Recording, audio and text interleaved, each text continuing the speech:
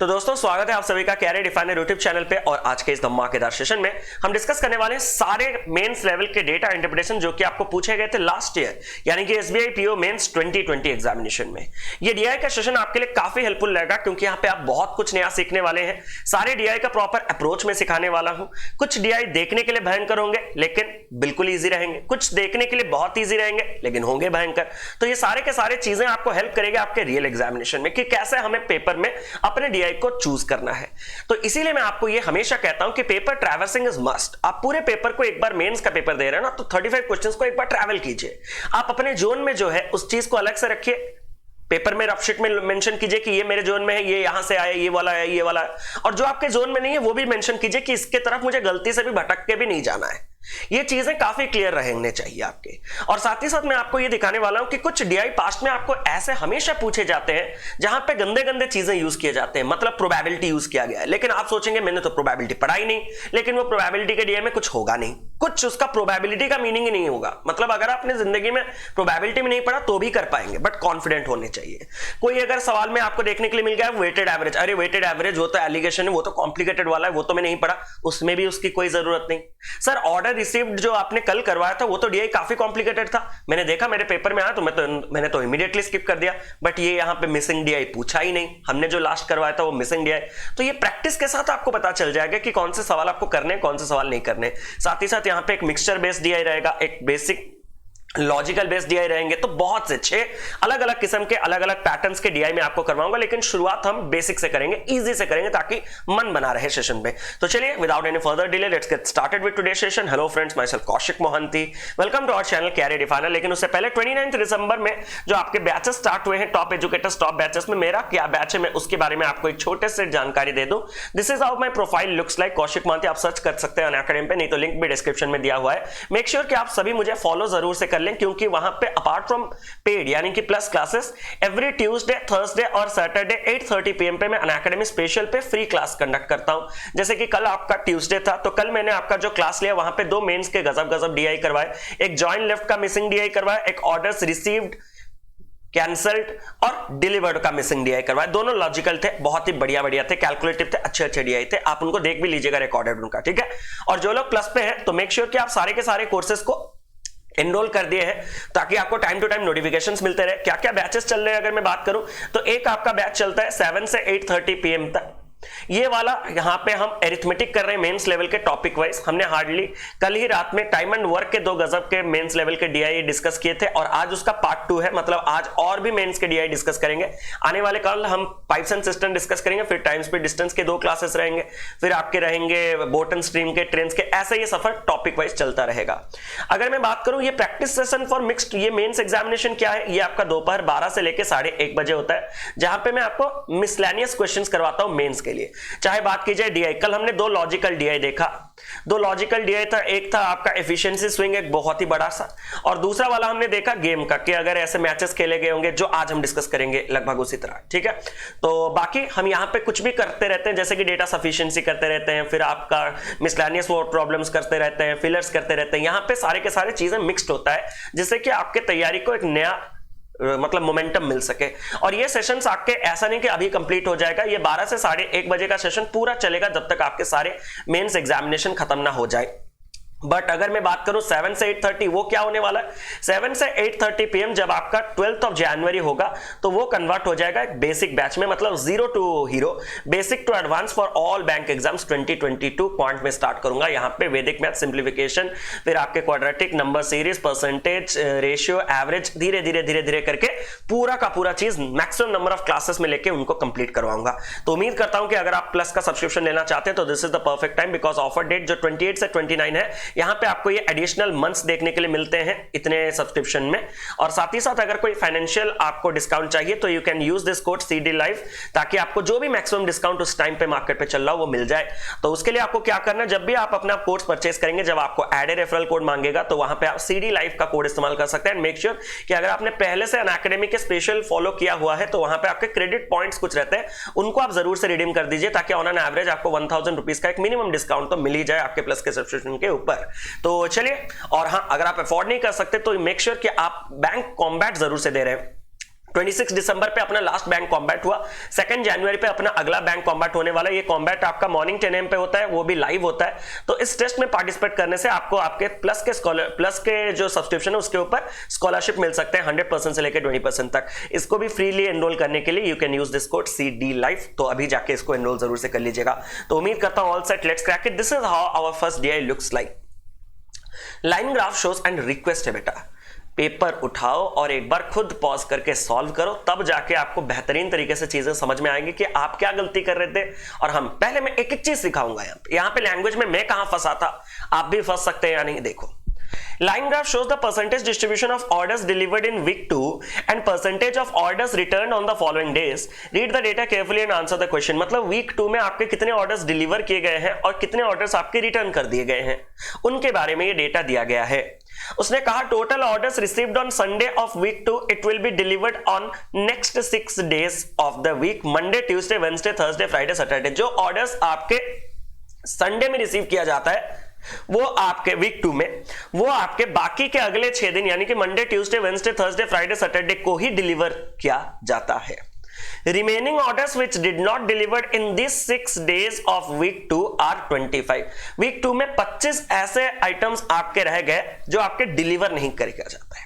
Orders which received did not return on same day, it has to be returned next day of the delivery। यही होता है, थोड़ा थोड़ा English में जब लैंग्वेज का गेम होता है, हमारा अगर इंग्लिश थोड़ा कमजोर होता है, तो मैंने जब ये पॉइंट को पहली बार पढ़ा तो मुझे ये लगा ऑर्डर जो अगर, मतलब मैंने यहां पे कहीं इफ दिया नहीं, बट मैंने ये सोच लिया कि अगर ऑर्डर आज रिसीव किया है ना मैंने, अगर मैं आज उसको रिटर्न नहीं कर पाता तो मैं कल रिटर्न करूंगा। यही गलती से और ये DI सॉल्व नहीं होगा, क्योंकि इसने अभी कुछ ऐसा कहा ही नहीं। तो सर ये क्या कह रहा है, वो स्ट्रेट ये कह रहा है जो ऑर्डर मैंने आज रिसीव किया है ना, मतलब मुझ तक डिलीवर किया गया है, वो मैं आज नहीं, वो मैं कल ही रिटर्न कर सकता हूं। सर ऐसा किसने कहा, हिंदी में पढ़ लेना, कोई डाउट हो हिंदी में पढ़ लेना। प्राप्त हुए ऑर्डर उसी दिन रिटर्न नहीं होते हैं, इसे डिलीवरी के अगले दिन वापस किया जाता है। और आप उसके बाद ही आप उसको अगर पढ़ेंगे तो आपको समझ में आएगा। यहां पे ईफ का कोई जिक्र नहीं था कि आज अगर नहीं कर पाए तो कल करूंगा। मतलब बात सिंपल है कि आज आप तक डिलीवरी पहुंचा, आपने रिसीव किया, दोनों एक ही चीज है, delivered and received are same thing, because the delivery boy is delivering you and you are receiving the product, right. आज आप रिसीव करने के बाद आपका अगर मन बदले कि मुझे इसको रिटर्न करना है, तो you can't return it today, you have to wait for tomorrow to return it. Clear. अब ये वाला जो है ये परसेंटेज डिस्ट्रीब्यूशन है आपका, ऑर्डर्स कितने कितने डिलीवर हुए हैं वगैरह वगैरह, and the percentage of orders return, सब कुछ परसेंटेज में। तो अब हम चले अपने टेबल बनाने के लिए, एक बार खुद ट्राई करेंगे तभी आपको पता चलेगा कि एक एक मार्क के क्वेश्चन है, लेकिन हालत टाइट कर देगा डिकोड करते वक्त। तो हमने पहले लिखा Monday, Tuesday, Wednesday, Thursday, Hindi वालों आपके लिए तो प्रीवियस स्लाइड में था फ्राइडे, और ये रहा मेरे पास सैटरडे। यहां तक क्लियर है। सबसे पहले मैं ये फोकस कर रहा हूं कि आपके टोटल ऑर्डर्स कितने कुछ डिलीवर क्या कुछ किए गए हैं, सबसे पहले हमारा उसी के ऊपर फोकस है। तो अगर मैं डिलीवर की बात करूं तो मंडे अपना जो ऑर्डर डिलीवर हुआ वो यहां पे है 15 से एक ऊपर, ये तो आप देख ही सकते हो यार, मेंस का तैयारी कर रहे हो, ये प्री का नहीं कि इसको बताएं। 12% यहां पे। वेडनेसडे पे आपका ऑर्डर जो डिलीवर हुआ वो 24% का है, और थर्सडे में जो आपका ऑर्डर डिलीवर किया गया 20% का, ये आपका 5, 3, 8% का, और यहां पे अगर मैं बात करूं 15% का। यहां तक क्लियर है। मैं आपसे पूछना चाहता हूं कि टोटल जो आपके संडे में थे ऑर्डर प्लेस किए गए होंगे वो टोटल 100% होगा, बोलो हाँ या ना। तो मुझे डिलीवरी भी 100% का देना था पूरा का पूरा, बट मैंने कितना परसेंट का डिलीवर किया, अब देख लो।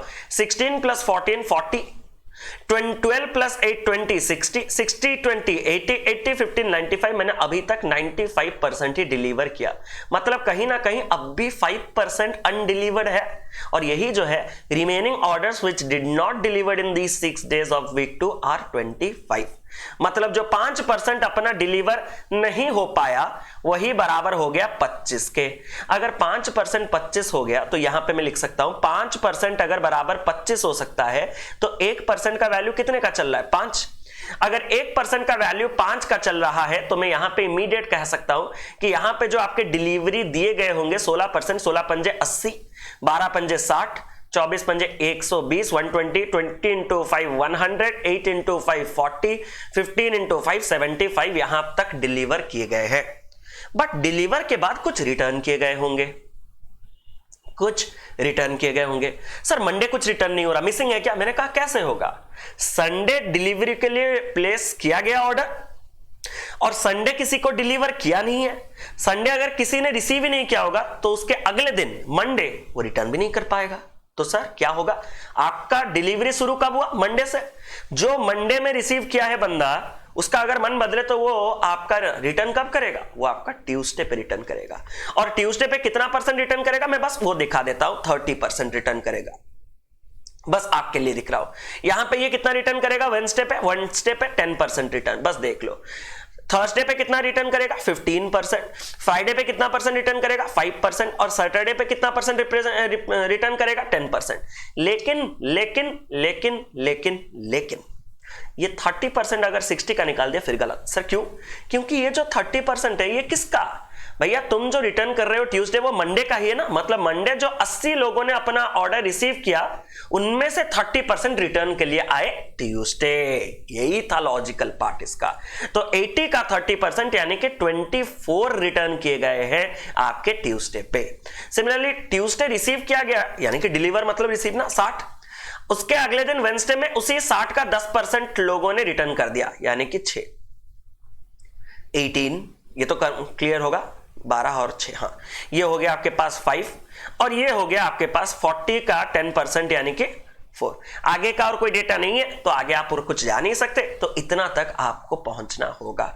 और वंस आप इतना तक अगर आप पहुंच गए तो आपका सवाल खत्म हो चुका है। अब यहां पे देखिए no orders are return on Sunday of week 3। कोई ऑर्डर्स आपके रिटर्न नहीं हुए संडे, उसने ये भी चीज क्लियरली कह दिया। तो ये लोग जो 75 डिलीवरी पहुंचाए हैं सैटरडे पे लोगों ने रख लिया है, ठीक है। अब बढ़ते हैं आगे। Find the sum of the total number of orders delivered on Tuesday. Total orders जो आपके डिलीवर किए गए हैं ट्यूसडे यानी कि 60 and total orders return on Wednesday. Wednesday पे जो आपके ऑर्डर्स रिटर्न किए गए हैं यानी कि 6, तो टोटल ये कितने का आ गया? 66। तो option number A is the absolutely correct answer for this question. आगे बढ़े। If we are arranging returns order in increasing order, अगर जो रिटर्न्स ऑर्डर है ना उनको अगर मैं इंक्रीजिंग ऑर्डर में सजा दूं, then find the average of the return orders from Wednesday to Friday. Then Wednesday to Friday तक जो एवरेज होगा वो कितने का होगा? मैंने देखा ये जो रिटर्न है इसको अगर मैं इंक्रीजिंग करूं तो 4 सबसे ऊपर जाएगा 4, फिर आ जाएगा आपके पास ये 5, फिर आपके पास आ जाएगा 6, फिर आपके पास आ जाएगा 18, फिर आपके पास आ जाएगा 24। इंक्रीजिंग ऑर्डर में सजाने के बाद वो बोल रहा है कि वेडनेसडे से लेके फ्राइडे तक का आपका एवरेज रिटर्न ऑर्डर कितने के हैं। तो वेडनेसडे से लेके फ्राइडे तक 5 + 6 11 + 18 29 ऑर्डर्स टोटल रिटर्न किए गए हैं। 3 दिन में अगर 29 ऑर्डर्स रिटर्न किए गए तो पर हेड एवरेज कितने का आ गया? 29/3। तो option number C is the absolutely correct answer. But make sure कि यहां पे चेंज करने के भी कोई सीन नहीं बन रहा था क्योंकि 6 18 5 और 5 6 18 आपस में ही इंटरचेंज हो रहे हैं क्योंकि सिर्फ 4 ऊपर जा रहा है और 24 नीचे आ रहा है। But this is coincidence. Make sure कि आप इसको इंटरचेंज कर ही रहे होंगे। यहां तक इस चीज को हटा दें थोड़ा क्योंकि आगे सवाल के लिए मुझे इजी होगा। If we interchange the delivered orders on Friday and Thursday, अगर हम अपने फ्राइडे और थर्सडे के जो डिलीवर्ड ऑर्डर्स हैं उनको अगर आपस में इंटरचेंज कर दें, then find the difference between the orders returned on Friday and Saturday now। अब फ्राइडे और सैटरडे में जो ऑर्डर्स आपके रिटर्न किए जा रहे हैं उनके बीच में डिफरेंस कितने का है। तो सबसे पहले मैंने फ्राइडे और थर्सडे का डिलीवर चेंज कर दिया, मतलब ये 100 के जगह आ गया अब कितना 40 और ये 40 के जगह अब आ गया कितना 100। अब ये 40 और 100 बनते ही इनका इंपैक्ट इनके रिटर्न्स पे भी आने लगेगा। इनके रिटर्न्स पे जब आने लगेगा तो मैं यहां पे कह सकता हूं कि ये जो 5% का रिटर्न अब आएगा, ये 5% अब किसका रिटर्न आएगा? 40 का, क्योंकि थर्सडे अभी ऑर्डर वाकई में डिलीवर कितने किए गए? 40 का 5% जो है वो कितना हो जाएगा? यहां पे जो रिटर्न ऑर्डर हो जाएंगे फ्राइडे में वो 2 हो जाएगा।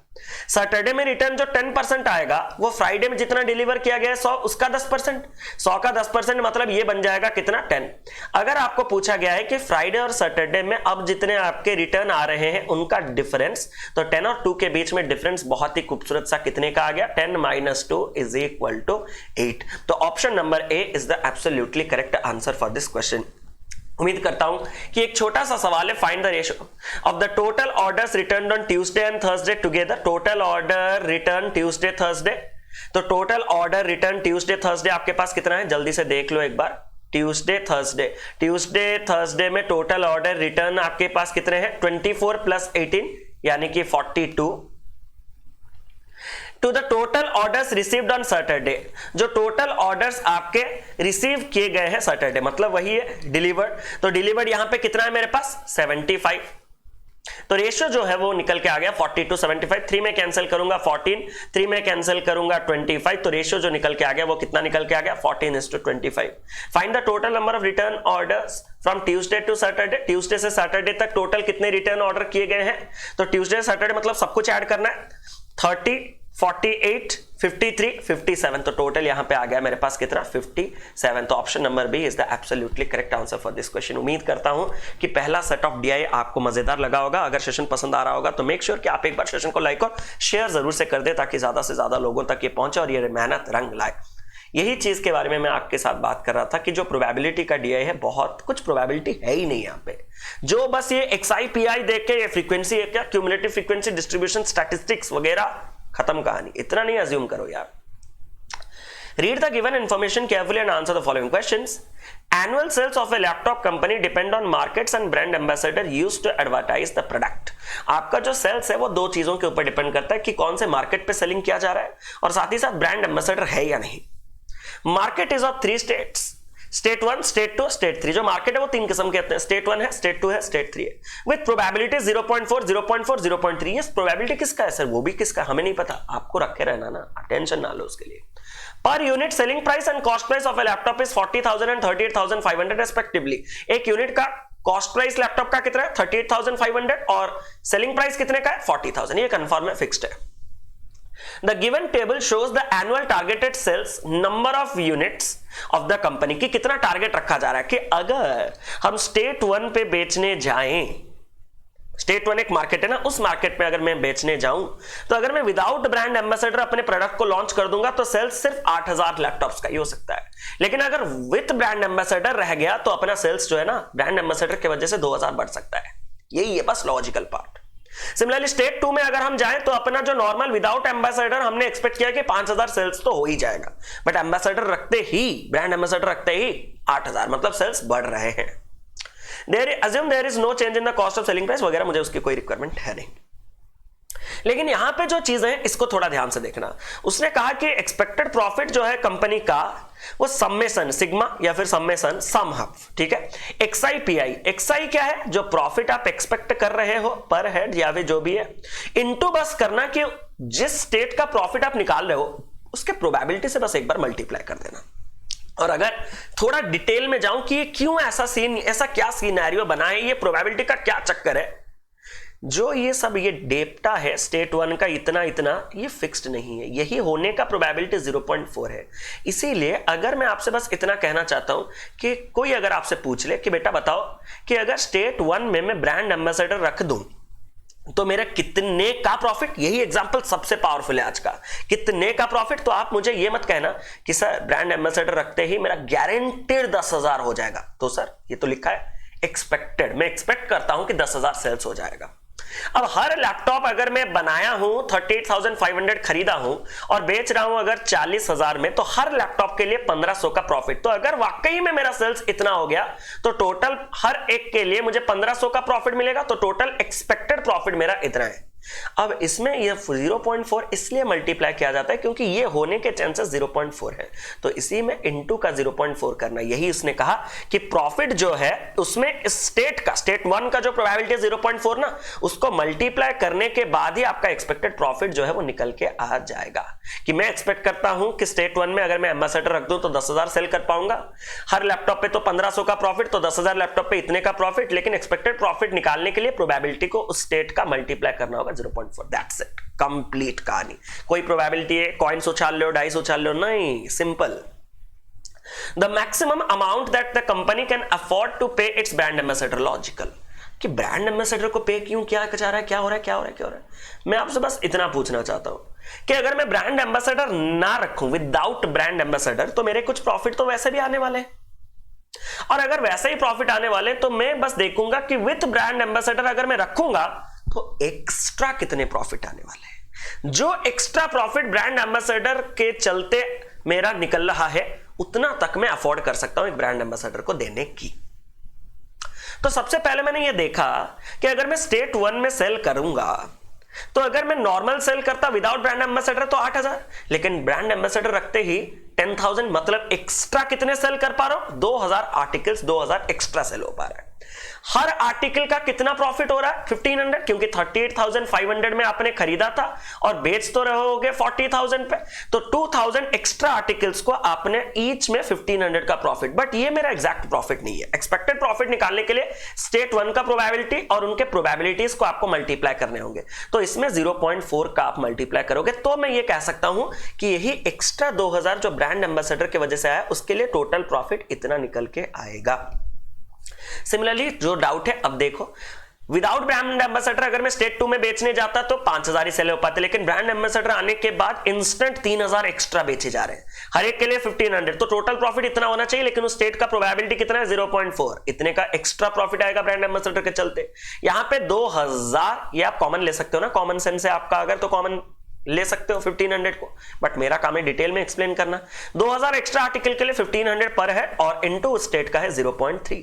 जब मैं मल्टीप्लाई करने के लिए गया तो मैंने देखा कि अब तो 1500 सब में से कॉमन लिया ही जा सकता है, बस बाकी के सब मतलब 1500 को मैंने कॉमन निकाल दिया बाहर, ठीक है।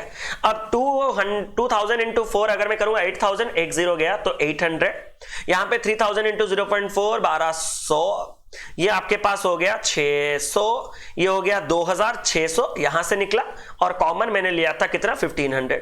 1 2 3 4 0 मैंडेटरी, 26 10 टाइम्स 260, 5 टाइम्स 130, 260 130 390, तो टोटल इतना एक्स्ट्रा प्रॉफिट तो मेरा सिर्फ और सिर्फ ब्रांड एम्बेसडर की वजह से आ रहा है। 50 है तो मैं कह सकता हूं कि 39 लाख का एक्स्ट्रा प्रॉफिट निकल रहा है ब्रांड एम्बेसडर, तो मैं मैक्सिमम उतना अफोर्ड कर सकता हूं उसको देने के लिए, क्योंकि तुम्हारे चलते ही ये एक्स्ट्रा 39 लाख आया, नहीं तो विदाउट ब्रांड एम्बेसडर मेरे ये नहीं आते, ये सेल्स ही नहीं होता। देखा कितना ईजी था, और आप लोग डर रहे थे बिल्कुल खामखा। यहां पे थोड़ा कॉम्प्लिकेटेड हो सकता है, तो देख लो थोड़ा चीजों को। If signing a contract with mister X, एक ब्रांड एम्बेसडर होगा फॉर ₹24.5 लाख, अगर ब्रांड एम्बेसडर को मैं 24.5 लाख दे दूं, then cost price of a laptop in each state market goes up by ₹100। Brand ambassador रखने से ही 100 रुपए का आपका मार्केट पे देन लगाए ना, एंड लगता तो पूरे सीन में पूरा कॉस्ट प्राइस 100 मार्केट में बढ़ जाता, लेकिन नहीं, ये देन लगाए मतलब अगर मैं एक ब्रांड एम्बेसडर रखूं तभी जाके कॉस्ट प्राइस 100 रुपए बढ़ रहा है। मतलब बाहर लोगों ने देखा कि ये क्या ब्रांड एम्बेसडर बड़ा बड़ा लगा रहा है, मतलब बहुत प्रॉफिट हो रहा है, इसके कॉस्ट प्राइस को 100 रुपए बढ़ा दो, शायद ये सीन होगा, मैं लॉजिकली आपको बता रहा हूं। Then find the total extra profit earn by the company, then total extra profit company कितना अर्न करेगा। तो सबसे पहला सीन हम ये निकालते हैं, पहले मैं देखता हूं कि अगर मैं ब्रांड एम्बेसडर को रखूं तो मेरे कितने के प्रॉफिट आ रहे हैं, क्योंकि एक्स्ट्रा प्रॉफिट चाहिए, तो देख लेते हैं पहले। तो सबसे पहले तो मैं ये कहना चाहता हूं कि आपका जो रेगुलर प्रॉफिट पर हेड आना चाहिए वो 1500 का आना चाहिए, बोलो हाँ या ना, क्योंकि आपका जो सीन चल रहा है वो 38,500 और 40,000 का चल रहा है। बट जब आपका कॉस्ट प्राइस 100 बढ़ जाएगा तो ये प्रॉफिट 100 से कम हो जाएगा, मतलब आपका ये प्रॉफिट 1400 हो जाएगा। सर ये कैसे हो गया, आप खुले नहीं रखेंगे दिमाग को तो यही होना है। अरे ये 38,500 से 100 बढ़ के अगर 38,600 हो गया तो अब तो इनके बीच में गैप 1400 है। हाँ सर अब सही है। अरे अब क्या सही है, प्रॉफिट से 100 हटाओ ना डायरेक्टली, हमें प्रॉफिट के साथ डील करना है। तो अब हर आर्टिकल के लिए हमें 1400 का प्रॉफिट मिल रहा है। चलो ऐसे हमें टोटल कितने आर्टिकल्स के ऊपर मिलेंगे स्टेट ए में, स्टेट ए के 10,000 आर्टिकल्स के ऊपर मिलेंगे। मैं इस बार कॉमन पहले से ले लिया, मतलब चीज क्या होता है 1400 इंटू 10,000, मैं अभी टोटल निकाल रहा हूं, टोटल कि अगर ब्रांड एम्बेसडर होगा तो क्या हुआ। लेकिन क्या इतना एक्सपेक्टेड प्रॉफिट होगा क्या, पहले इस ब्रैकेट को हटाते नहीं सर, क्योंकि स्टेट 1 का जो प्रोबेबिलिटी है वो 0.4 है, यहां पे 0.4 है, यहां पे 0.3 है, तो इंटू 0.4, फिर अलग से 1400 का प्रॉफिट में निकालता इन 8000 आर्टिकल के लिए 0.4 के प्रोबेबिलिटी में, तो अब तो मैं कम से कम 1400 को कॉमन ले सकता हूं। प्लस आगे अगर यहां पे स्टेट 2 में ब्रांड एम्बेसडर होते तो 8000 आर्टिकल होते, हाँ सर उनका प्रोबेबिलिटी अपने पास कितना है 0.4, प्लस अगर स्टेट 3 में ब्रांड एम्बेसडर होते तो 5000 पार्टिकल होते हैं और इनटू का 0.3। अगर मैं इस चीज को देखूं तो यहां पे ये वाला चीज मेरा निकल के आया 4000, ये वाला चीज निकल के आया मेरे पास 3200 और ये वाला चीज निकल के आया मेरे पास 1500। तो 4000 3200 हो गया मेरे पास 7200 8700। तो जो टोटल प्रॉफिट मेरे पास निकल के आएगा वो कितने का निकल के आएगा 1400 into 8700। I can use calculator, यार मैं एग्जाम तो नहीं दे रहा, आप ही लोगों को करना है, एक सेकंड। तो 1400 इंटू 8700, ठीक है 1400। तो मैंने देखा यहां पे मेरे पास जो आ रहा है वो कितने का आ रहा है 1218 1234 इतने का। अगर मैं बात करूं अपना दूसरा केस कि अगर मैं विदाउट ब्रांड एम्बेसडर जाता तो यहां पे एक गलती मत करना कि सर 1400 नहीं। अगर ब्रांड एम्बेसडर नहीं होता तो आपका प्रॉफिट जो है वो 1500 होता, क्योंकि कॉस्ट प्राइस बढ़ता ही नहीं। देन लगाया ना, बार बार बताए थे कॉस्ट प्राइस कब बढ़ा, ब्रांड एम्बेसडर रखने की वजह से बढ़ा। तो यूजुअल केस में आपका कॉस्ट प्राइस बढ़ता नहीं तो आपको यूजुअली अपना 1500 का प्रॉफिट मिलता। यूजुअल आप कितने सेल कर पाते, 8000 सेल कर पाते, उसका प्रोबेबिलिटी 0.4 प्लस यहां पे आप 5000 सेल कर पाते इंटू 0.4 प्रोबेबिलिटी 3000 इंटू 0.3। ये वाला वैल्यू आ गया मेरे पास कितना, जल्दी से बताओ 3200। ये वाला वैल्यू आ जाएगा मेरे पास कितना 2000 और ये वाला वैल्यू आ जाएगा मेरे पास कितना 900 आई गेस, हाँ ना। 32 41 53, तो यहां पे मेरे पास आ गया 1500 इंटू 5300। तो इस चीज को एक बार मैं देख लेना चाहता हूं, इसको और एक बार थोड़ा कैलकुलेट कर लो।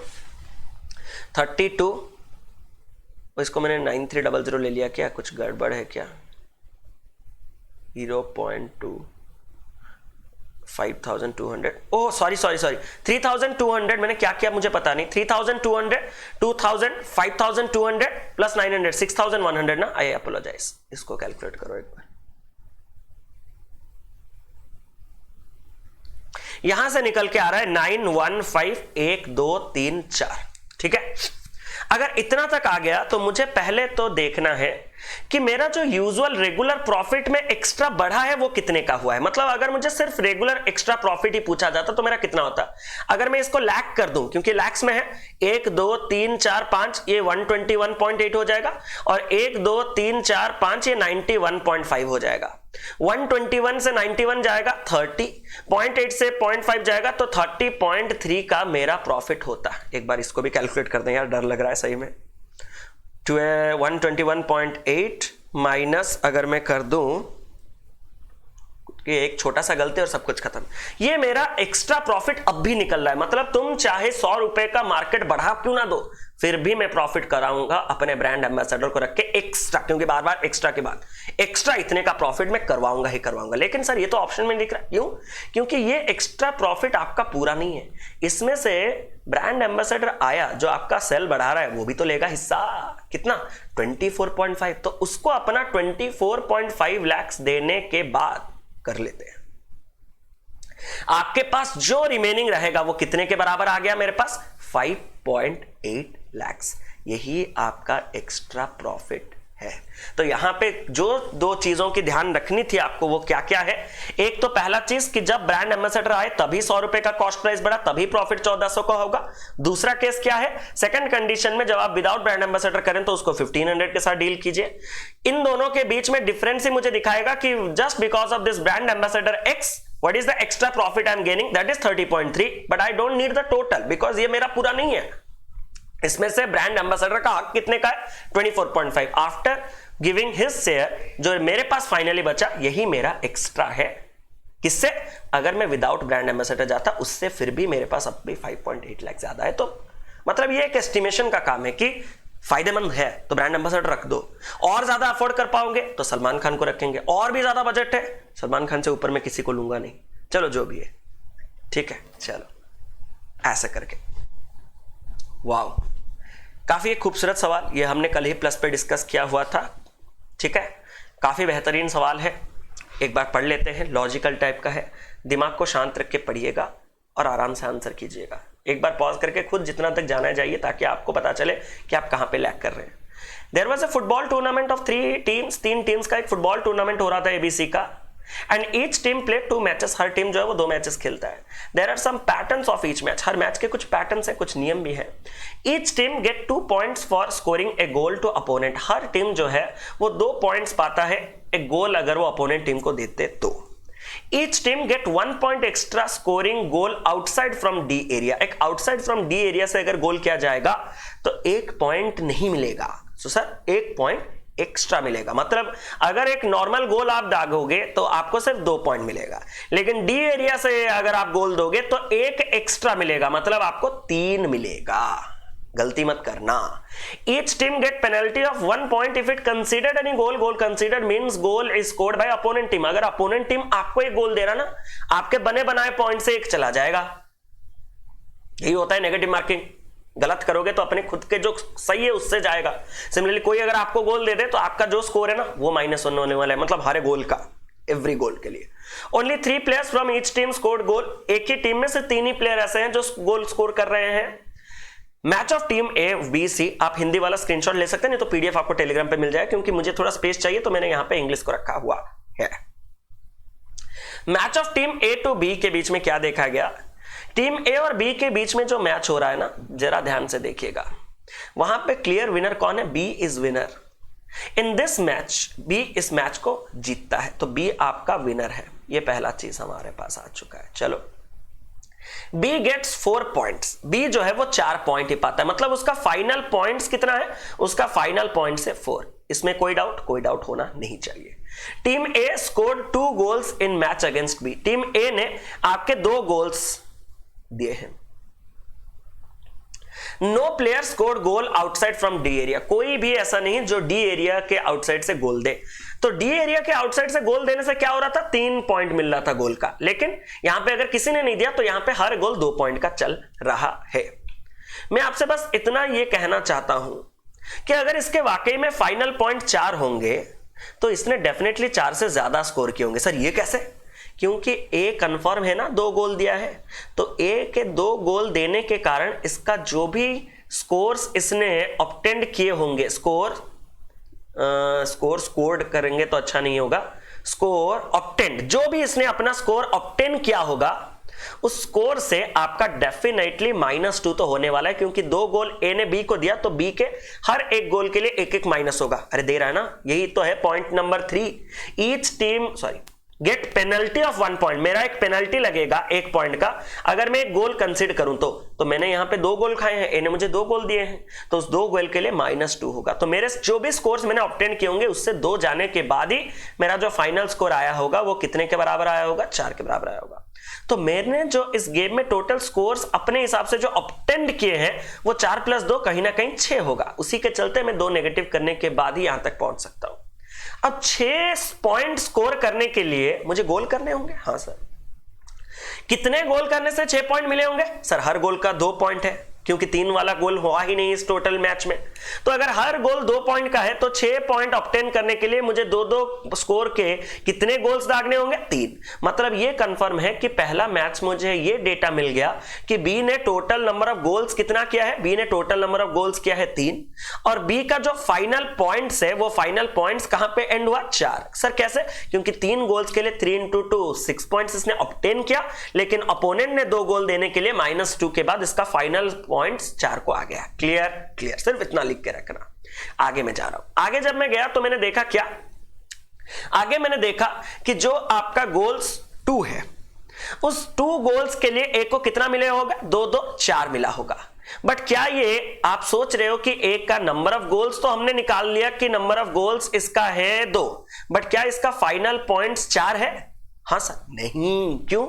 क्योंकि इस अपोनेंट ने कितने गोल दिए हैं, बी ने 3 गोल दिए हैं, और अगर बी ने 3 गोल दिए हैं तो हर एक गोल के लिए इसको 1-1 का पेनल्टी लगेगा, मतलब इसके पॉइंट से अभी 3 गोल के लिए -3 होने वाले हैं। तो इसका जो फाइनल पॉइंट एंडिंग पे आएगा वो कितने के एंड होगा, वो 1 पॉइंट पे एंड होगा। मतलब कंडीशन बहुत ही सिंपल है कि अगर मैं पहले मैच की टिप्पणी करूं तो ए और बी के बीच में जो मैच चल रहा था उस मैच में हमें क्या देखने के लिए मिला, उस मैच में हमें देखने के लिए मिला ए ने गोल कितने दिए, ए ने गोल दिए 2, लेकिन फाइनल पॉइंट्स कितने कमाए, फाइनल पॉइंट्स कमाए उसने 1। ये चीज आप लिख के रखिएगा। और अगर मैं बात करूं बी की, तो बी ने कितने गोल्स दिए सर? बी ने टोटल 3 गोल्स दिए और इसके फाइनल पॉइंट्स कितने थे सर? इसके फाइनल पॉइंट्स थे 4। ये आपका पहले मैच का समरी है।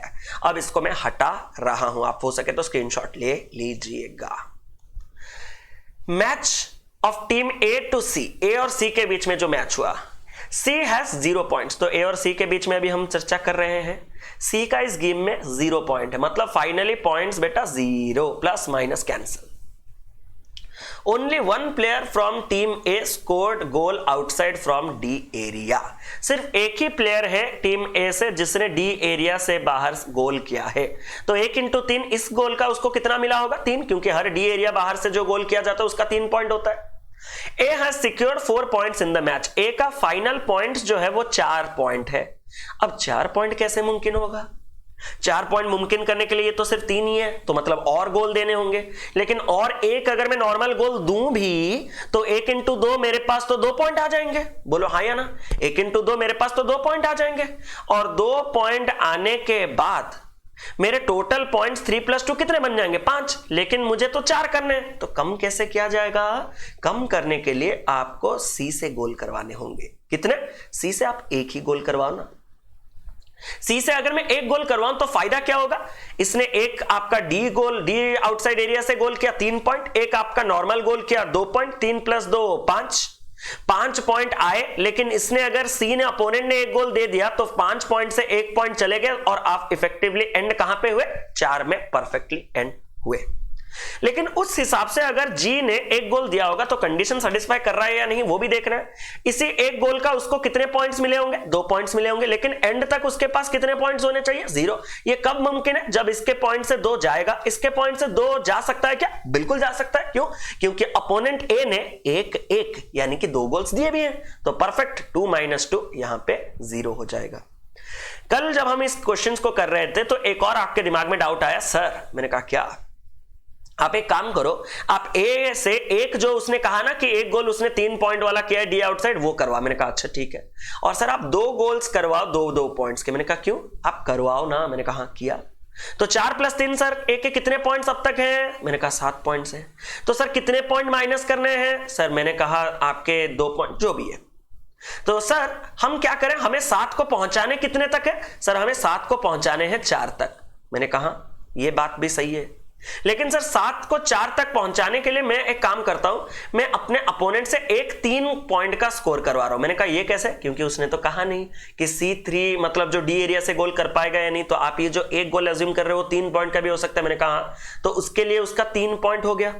सर इसने 1 और 2 टोटल 3 गोल दिए। मैंने कहा हाँ बात तो सही है। इसी 3 गोल का अगर मैं हटा दूं तो 3 - 3 0। जब कल आपने भी ये कहा तो मेरे भी पसीने छूट गए सही में। मैंने कहा ये कैसे सीन आ गया? लेकिन उसके बाद ही इमीडिएटली ये पकड़ा गया क्या कि आपका अगर 4-3 7 स्कोर हो चुका है, किसका? टीम ए का। इसने तो सिर्फ 1 ही गोल दिया ना, इसके 1 गोल के चलते यहां पे तो सिर्फ -1 होगा ना। और 7 से जब मैं 1 माइनस करूंगा तो ये 6 पॉइंट पे आके रुकेगा ना। लेकिन इसके जो स्कोर्स ऑब्टेंड किए गए हैं ये कितने हैं? 4। मतलब ये कंडीशन इम्पॉसिबल है। तो मतलब आप जो भी ट्राई हिट एंड ट्राई करो आपको सिर्फ एक ही कंडीशन पॉसिबल मिलेगा जो कि ये था। तो थोड़ा आप भी देखिएगा कि क्या क्या पॉसिबल वेज आते हैं। मैं लेकिन थोड़ा समराइज कर देता हूं। ए और सी के गेम में हमने क्या क्या निकाला? ए ने कितने गोल दिए, कितने पॉइंट्स? सी ने कितने गोल्स दिए और कितने पॉइंट्स? थोड़ा देख लेते हैं। अगर मैं बात करूं तो ए ने कुल मिला के 2 गोल्स दिए हैं और एंड किया उसने कितने पॉइंट्स के साथ? 4 पॉइंट्स के साथ। सी ने इस मैच में सिर्फ 1 ही गोल दिया है और एंड उसने कितने पॉइंट्स के साथ किया? 0, कोई पॉइंट है नहीं। अब आखिर जो मैच आएगा वो किसके किसके बीच में आएगा? वो आपका आ जाएगा बी और सी के बीच में। देखते हैं इनका क्या सीन चल रहा है। B get 6 points from the match. ओहो, बी को 6 पॉइंट्स इस मैच में मिल रहे हैं confirm. Team C scored 1 goal more than B. Team C जो है वो 1 गोल ज्यादा स्कोर कर रहा है। किससे? बी से। पता नहीं कितने गोल से।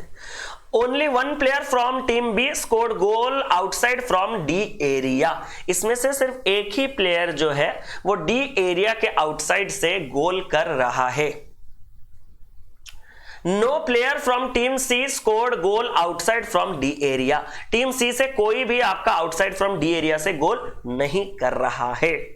तो अब हम चले, कल हमने इसके 2-3 इक्वेशंस देखे थे, लेकिन सबसे जो आपके कंडीशन के हिसाब से मुझे जो इक्वेशन सबसे पसंद आया था वो बहुत कॉम्प्लिकेट, आप लोगों के लिए सही नहीं लगा, लेकिन वो शॉर्टकट था। लेकिन आप लोगों के साथ जो कंफर्टेबल है मैं वही चीज आपको करवाऊंगा। कैसे?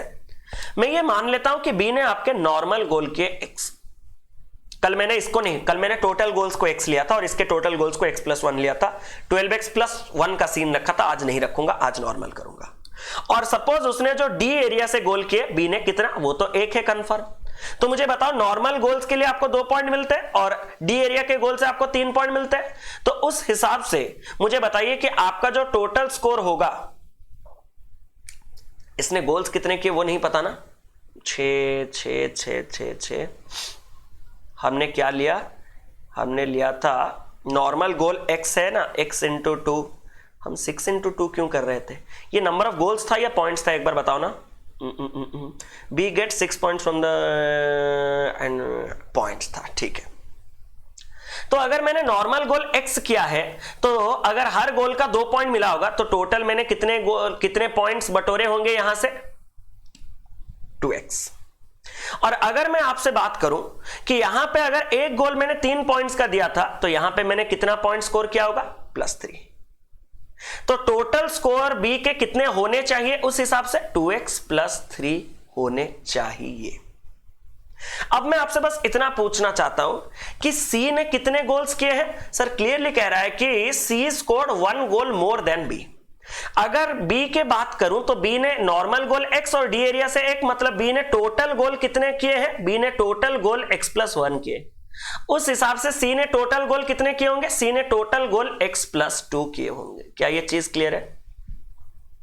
अगर सी ने टोटल गोल x+2 किए हैं, मुझे पता है कि सी अगर 1 गोल करता तो बी का -1 होता, अगर सी 2 गोल करता तो बी का -2 होता पॉइंट से, 3 -3, 4 -4। बट अगर इसने x+2 गोल किया है तो इसका कितना माइनस होगा, जो भी x+2 है वो माइनस होगा। बी ने इतने पॉइंट्स ऑब्टेंड किए गोल करके, लेकिन इतने पॉइंट पेनल्टी के तहत चले गए क्योंकि सी ने गोल कर दिया, और इसके बाद भी फाइनली उसके पास कितने पॉइंट्स बचे हैं, 6। इसको जब मैं सॉल्व करने के लिए गया तो 2x - x मेरे ख्याल से यहां पे x हो जाएगा, ये आपके पास कितना हो जाएगा, -2, 3 - 2 1, 1 प्लस में तो उधर आएगा माइनस, तो x का वैल्यू आपके पास कितना निकल के आएगा, 5। और x का वैल्यू जिस मोमेंट पे आपके पास 5 निकल के आ गया, जल्दी से देख लो इस चीज को, x का वैल्यू 5 निकल के आ गया तो पूरा चीज क्लियर है। c का जो टोटल नंबर ऑफ गोल्स है वो कितना हो गया, 5 + 2 यानी कि 7 गोल्स टोटल हो गए। और 7 गोल्स के लिए उसको कितने पॉइंट्स मिले होंगे, c ने कोई भी गोल आउटसाइड नहीं किया है तो उसको हर गोल के लिए 2-2 पॉइंट मिलेंगे, तो 7 दूनी उसका पॉइंट कितना होना चाहिए, 14। लेकिन 14 पॉइंट होने के साथ साथ उसके कुछ माइनस होंगे, वो कितने होंगे, वो इधर आ जाओ। टोटल गोल इसने बी ने कितने दिए हैं, 5 + 1 यानी कि 6। तो 14 से 6 जाने के बाद जो इसका फाइनल पॉइंट होगा वो कितने पॉइंट से खत्म होगा, 8 पॉइंट से खत्म होगा। और इसने अगर टोटल गोल दिए 6 और इसका पॉइंट भी आपको क्लियरली है 6, तो सारे के सारे डेटा हमें मिल चुके हैं। अब थोड़ा अगर इसको मैं डिटेल में बी और सी की चर्चा कर दूं तो काम खत्म। सबसे पहले बी ने कितने गोल किए हैं और उसके लिए कितने पॉइंट्स उसने प्राप्त किए, सी ने कितने गोल्स किए हैं और उसके लिए कितने पॉइंट्स उसको मिले, सब कुछ लिख देते हैं। बी ने कितने गोल किए, टोटल 6 यहां पे लिखा है बिल्कुल, और उसके फाइनली एंड में पॉइंट कितने थे, 6। सी ने कितने गोल्स किए, सी ने गोल्स किए आपके पास x+2 यानी कि 7, और उसके चलते उसको पॉइंट्स कितने मिले, उसको पॉइंट्स मिले एंड में 8, क्योंकि माइनस मार्किंग भी हुआ ना। अब एक फाइनल टेबल बनाने का वक्त आ चुका है, इस सब को हटाओ। सर ये फाइनल टेबल क्या है, ये फाइनल टेबल एक ऐसा टेबल है जिससे आपको पूरे मतलब टूर्नामेंट का आइडिया मिल जाएगा कि टोटल ए ने कितने गोल्स किए, बी ने कितने गोल्स, सी ने कितने गोल्स किए, और साथ ही साथ उनको टोटल इस टूर्नामेंट में कितने पॉइंट्स मिले हैं। तो अगर मैं ए की बात करूं तो ए को कितने कितने पॉइंट्स आपको मिले, इतने कितने गोल्स किए, यहां पे 2 यहां पे 2, तो ए ने टोटल 4 गोल्स किए हैं। क्या ये चीज क्लियर है? बी ने टोटल गोल कितने किए हैं, बी ने यहां पे गोल किए 3, यहां पे गोल किए आपके पास 6, तो 6 3, बी ने कितने गोल किए, टोटल 9 गोल। सी ने टोटल गोल कितने किए, सी ने टोटल स्टार्टिंग वाले मैच में यहां पे किया 1 और यहां पे किया 7, मतलब सी ने टोटल गोल किए 8। अगर मैं पॉइंट्स की बात करूं तो पॉइंट्स कितने कितने आ रहे हैं जरा देख लेते हैं। ए ने यहां पे 1 पॉइंट और यहां पे 4 पॉइंट, मतलब टोटल ए ने 5 पॉइंट कमाए। क्लियर। बी ने यहां पे 4 पॉइंट और यहां पे बी ने 6 पॉइंट, तो 4 + 6 टोटल बी ने 10 पॉइंट कमाए। चलो क्लियर। और अगर मैं बात करूं सी की, तो सी ने यहां पे 0 पॉइंट और यहां पे 8 पॉइंट, तो सी ने टोटल 8 पॉइंट कमाए। तो पॉइंट टेबल्स के हिसाब से ये सब कुछ मेरे पास आ चुका है। अब उसने पहला सवाल मुझे क्या पूछा, उसने पूछा कि इफ रैंक 3 टीम रिसीव 60,000, अगर रैंक 3 टीम 60,000 रिसीव करता है prize money and the ratio of the prize money of rank 1 and rank 2 and rank 3 is 8:5:3, अगर रैंक 1 रैंक 2 रैंक 3 का जो प्राइज मनी है वो 8:5:3 के रेशियो में है, देन इनमें से क्या करेक्ट है। सबसे पहले बताओ रैंक 1 कौन है, जो सबसे ज्यादा पॉइंट्स कमा रहा है, फर्स्ट। रैंक 2 कौन है, सेकंड। रैंक 3 कौन है, थर्ड। सर इसको गोल्स के हिसाब से नहीं कर रहे, ये पॉइंट्स के हिसाब से क्यों? बेटा अंत में अरे गोल्स भी आपके हिसाब से जाओ तो भी ये विनर है, अरे वाह। लेकिन गोल्स के हिसाब से आपके जिंदगी में कभी करना मत, आप हमेशा किसके हिसाब से जाना, पॉइंट्स के हिसाब से जाना, क्योंकि टोटल स्कोर के ऊपर डिपेंड करता है कौन जीतता है या नहीं जीतता। ठीक है, ऐसा नहीं कि इसने ज्यादा छक्के लगाए, सुपर ओवर मतलब वो टाइप का टाई अप नहीं हुआ कि वैसा चलेगा सीन। ठीक है, तो पॉइंट्स के ऊपर फोकस करना। तो 10 8 5 फर्स्ट सेकंड थर्ड, तो BCA आपका विनर का सीक्वेंस है, BCA। उस हिसाब से इसको अगर 8 पार्ट, इसको 5 पार्ट, तो इसको 3 पार्ट मिलने चाहिए। रैंक 3 टीम को मिला कितना, रैंक 3 टीम को 60,000 मिला। 3 पार्ट अगर 60,000 है तो 1 पार्ट आपका 20,000 चल रहा है, तो सी को 5 × 20,000 यानी कि 1 लाख मिलना चाहिए, और बी को 8 × 20,000 यानी कि 1,60,000 मिलना चाहिए, या फिर 1.6 लाख मिलना चाहिए। देन इनमें से कौन से कॉम्बिनेशंस करेक्ट है? Prize money of team B gets rupees is greater than 1,50,000, क्या बी का प्राइज मनी 1.5 लाख से ऊपर है? बिल्कुल, 1,60,000 है, बहुत बढ़िया। आगे थोड़ा पढ़ लेते हैं क्योंकि और भी आगे ऑप्शन है, A and B both. Difference between prize money received by team A and B is equal to, A और बी का जो आपका difference, A and B is equal to the prize money received by C. A और B के बीच में जो अंतर है जल्दी से बताओ, ए का कितना है 1,60,000, सॉरी बी का, ए का कितना है 60,000, इन दोनों के बीच में डिफरेंस कितना आएगा 1,60,000 और 60,000 के बीच में 1 लाख। क्या ये आपका सी रिसीव कर रहा है? बिल्कुल सी रिसीव कर रहा है 1 लाख, तो मतलब ये भी कंडीशन कंफर्म है। तो क्लियर आइडिया मुझे मिल गया कि option number A option number B दोनों सेटिस्फाई कर रहे हैं, तो करेक्ट आंसर हो जाएगा डी, यानी कि ए एंड बी बोथ। इसके बाद और सवाल में कुछ है नहीं। Total point scored by team A is what percent less than the score total scored by team B. A ने कितना स्कोर कम किया बी से, कितने परसेंट कम किए बी से? ए ने 5, बी ने 10, कितना परसेंट? 50%। मुझे तो दिख रहा है, आपका पता नहीं, मेंस दे रहे हैं शायद ये दिखेगा आपको। Team B won the tournament by how much percent as compare to C. B C से कितने पॉइंट से जीता है, परसेंटेज नहीं। तो इन दोनों पॉइंट्स के बीच में बी और सी का गैप कितने का है? 2 पॉइंट्स है, तो करेक्ट आंसर हो गया ऑप्शन नंबर बी 2। क्लियर। अब हम चलते हैं अपने नेक्स्ट डीआई। एक बार पढ़ लीजिए इन सवाल को थोड़े आराम से। 3 डीआई आपके कंप्लीट हो चुके हैं। उम्मीद करता हूं कि अभी तक आप सेशन को एंजॉय किए और आप सेशन को लाइक और शेयर जरूर से कर रहे होंगे।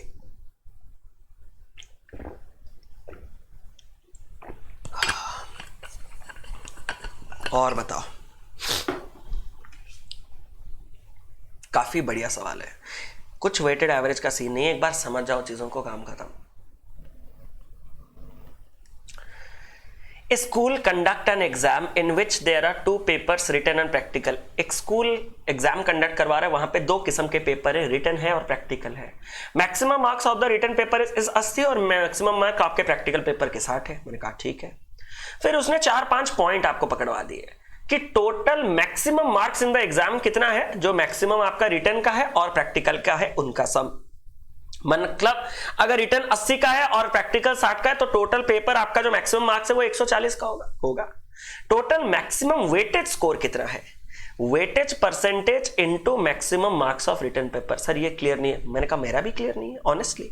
Total obtained weightage score weightage sir ये भी मेरा क्लियर नहीं। मैंने कहा मेरा भी क्लियर नहीं है। तो सर आगे मैं छोड़ दिया। मैंने कहा वही तो गलती की है। अगर गए हो इतना मेहनत करके, थोड़ा आगे पढ़ लो।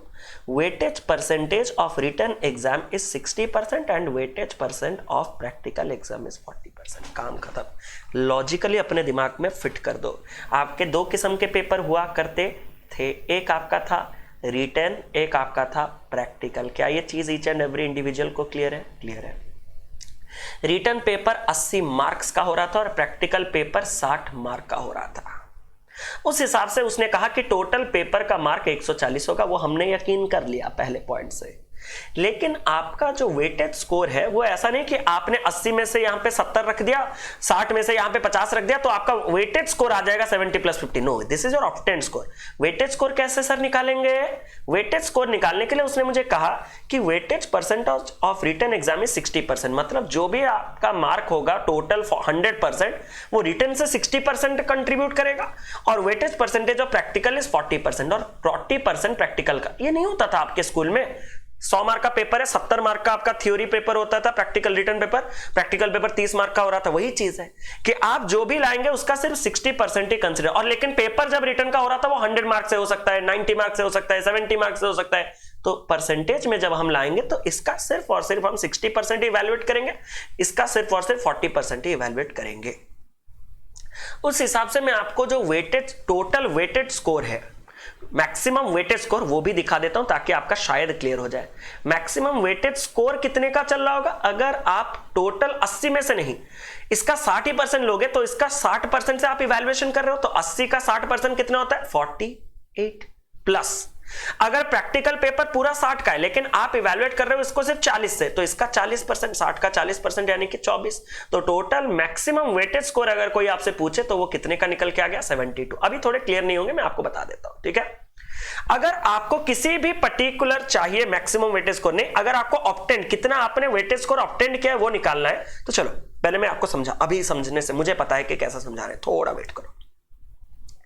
A obtained 52 weighted score in exam. तो A का जो आपका वेटेड स्कोर है ये हम लिख देते हैं यहां पे 80, इसका साइड में यहां पे लिख देते हैं। तो अगर हम बात करें यहां पे हम वेटेड स्कोर लिख रहे हैं, उसने कहा A का जो वेटेड स्कोर है वो कितना है आपके पास? पूरा निकल के आया है 52 निकल के आया है। B obtained 52, अरे weighted score in exam, B का भी 52, कुछ गलत तो नहीं है? हिंदी में एक बार देख लो, ए ने परीक्षा में 52 वेटेज स्कोर प्राप्त किए, बी ने परीक्षा, दोनों का सेम है, ठीक है, in the exam. And he gets 55 marks in the practical. And he मतलब बी, ये जो है वो प्रैक्टिकल में 55 मार्क्स ला रहा है। C obtain 50 marks in practical paper. C जो है वो प्रैक्टिकल पेपर में 50 मार्क्स ला रहा है। D obtain 70 marks in written paper. D जो है वो रिटन में 70 मार्क्स ला रहा है। And he get 75% in practical paper. Practical paper में वो 75% ला रहा है। प्रैक्टिकल पेपर वो है कितने का? 60 का। 60 का 75% यानी कि 3/4 अगर आप निकालोगे तो ये हो गया कितना? 45, क्योंकि 4 गया है वहां पे 15 बार, 15 तिया 45। तो इतने मेरे पास डेटा अवेलेबल है। इतने से कभी मुझे डी का जरूरत हो रहा है क्या? उसने मुझे सी और बी का कहा। मैं आपको बता दे रहा हूं कि सी ने क्या करना है। अगर मुझे किसी ने कहा कि बेटा डी का प्लीज रिक्वेस्ट है मुझे ऑब्टेन्ड वेटेड स्कोर निकाल के दिखा दो, एग्जाम्पल डी का ऑब्टेन्ड वेटेड स्कोर कितना, बस इतना दिखा दो बेटा, मैं चैन से जी सकता हूं। तो मैंने आपसे कहा कि किसी भी पर्सन का ऑब्टेन्ड कितना वो वेटेड स्कोर ऑब्टेन्ड किया है, टोटल ऑब्टेन्ड वेटेज स्कोर निकालने के लिए आपको क्या करना होगा? Weightage percentage into obtained marks in written paper. मतलब रिटन पेपर का मार्क को रिटन पेपर का जितना वेटेज है उसके साथ, उसके परसेंटेज के साथ मल्टीप्लाई करना है। अगर मैं किसी के साथ 20% मल्टीप्लाई कर दूं मतलब मैं उसका 20% निकाल रहा हूं। मतलब बात सिंपल है, जितना आपने रिटन पेपर में रखा होगा स्कोर उसका वेटेज परसेंटेज निकाल दो। अब वेटेज परसेंटेज रिटन एग्जाम का कितना है? 60%। मतलब वेटेज में रिटन में आपने जितना मार्क रखा उसका 60% निकाल दो, प्लस जो आपने प्रैक्टिकल में रखा, प्रैक्टिकल का वेटेज कितना है? 40%, उसका 40% निकाल दो, दोनों को ऐड कर दो। सर अब भी क्लियर नहीं, मैं क्लियर कर रहा हूं। यहां पे वेटेज रिटन का 60% है, मैंने कहा प्रैक्टिकल का 40% है। हाँ, डी ने रिटन में कितना रखा? सर डी ने रिटन में 70 रखा। रिटन का परसेंटेज, वेटेज परसेंटेज कितना है? 60%। आप सिर्फ इसका 60% लो, इवेलुएट करो। प्लस प्रैक्टिकल में डी ने कितना रखा? सर 45 मार्क्स रखा। उसका अगर मैं वेटेज निकालूंगा, प्रैक्टिकल का वेटेज 40% है, मैंने कहा इसका और इसका जो वेटेज परसेंटेज के साथ मल्टीप्लिकेशन करने के बाद ऐड कर दो। जैसे कि 70 का 60%, ये 42 मुझे तो दिख रहा है। 45 का 2/5, 5 ये गया तो 9, 18। तो 42 प्लस 18 यानी कि इसका जो ऑब्टेन्ड वेटेज स्कोर है डी का वो कितना है? 60। मतलब कुछ था? कुछ नहीं है। सिर्फ आपको ये करना है कि उसके रिटर्न के साथ 60% यानी कि उसका 3/5 ऐसा भी आप कर सकते थे। और इस 45 का 40% यानी कि 2/5 ऐसे भी आप कर सकते थे। डायरेक्ट इन दोनों को जब आप ऐड करोगे तो ये वेटेज मेरे पास ऑलरेडी निकल के भी आ गया। अरे वाह, मैंने आपको एग्जाम्पल दिया और भगवान ने मेरा भला कर दिया। देखो एक चीज ब्लैंक था वो मैंने निकाल दिया, थैंक यू सो मच। ठीक है, कर भला तो हो भला सच्ची में। अब चले आगे।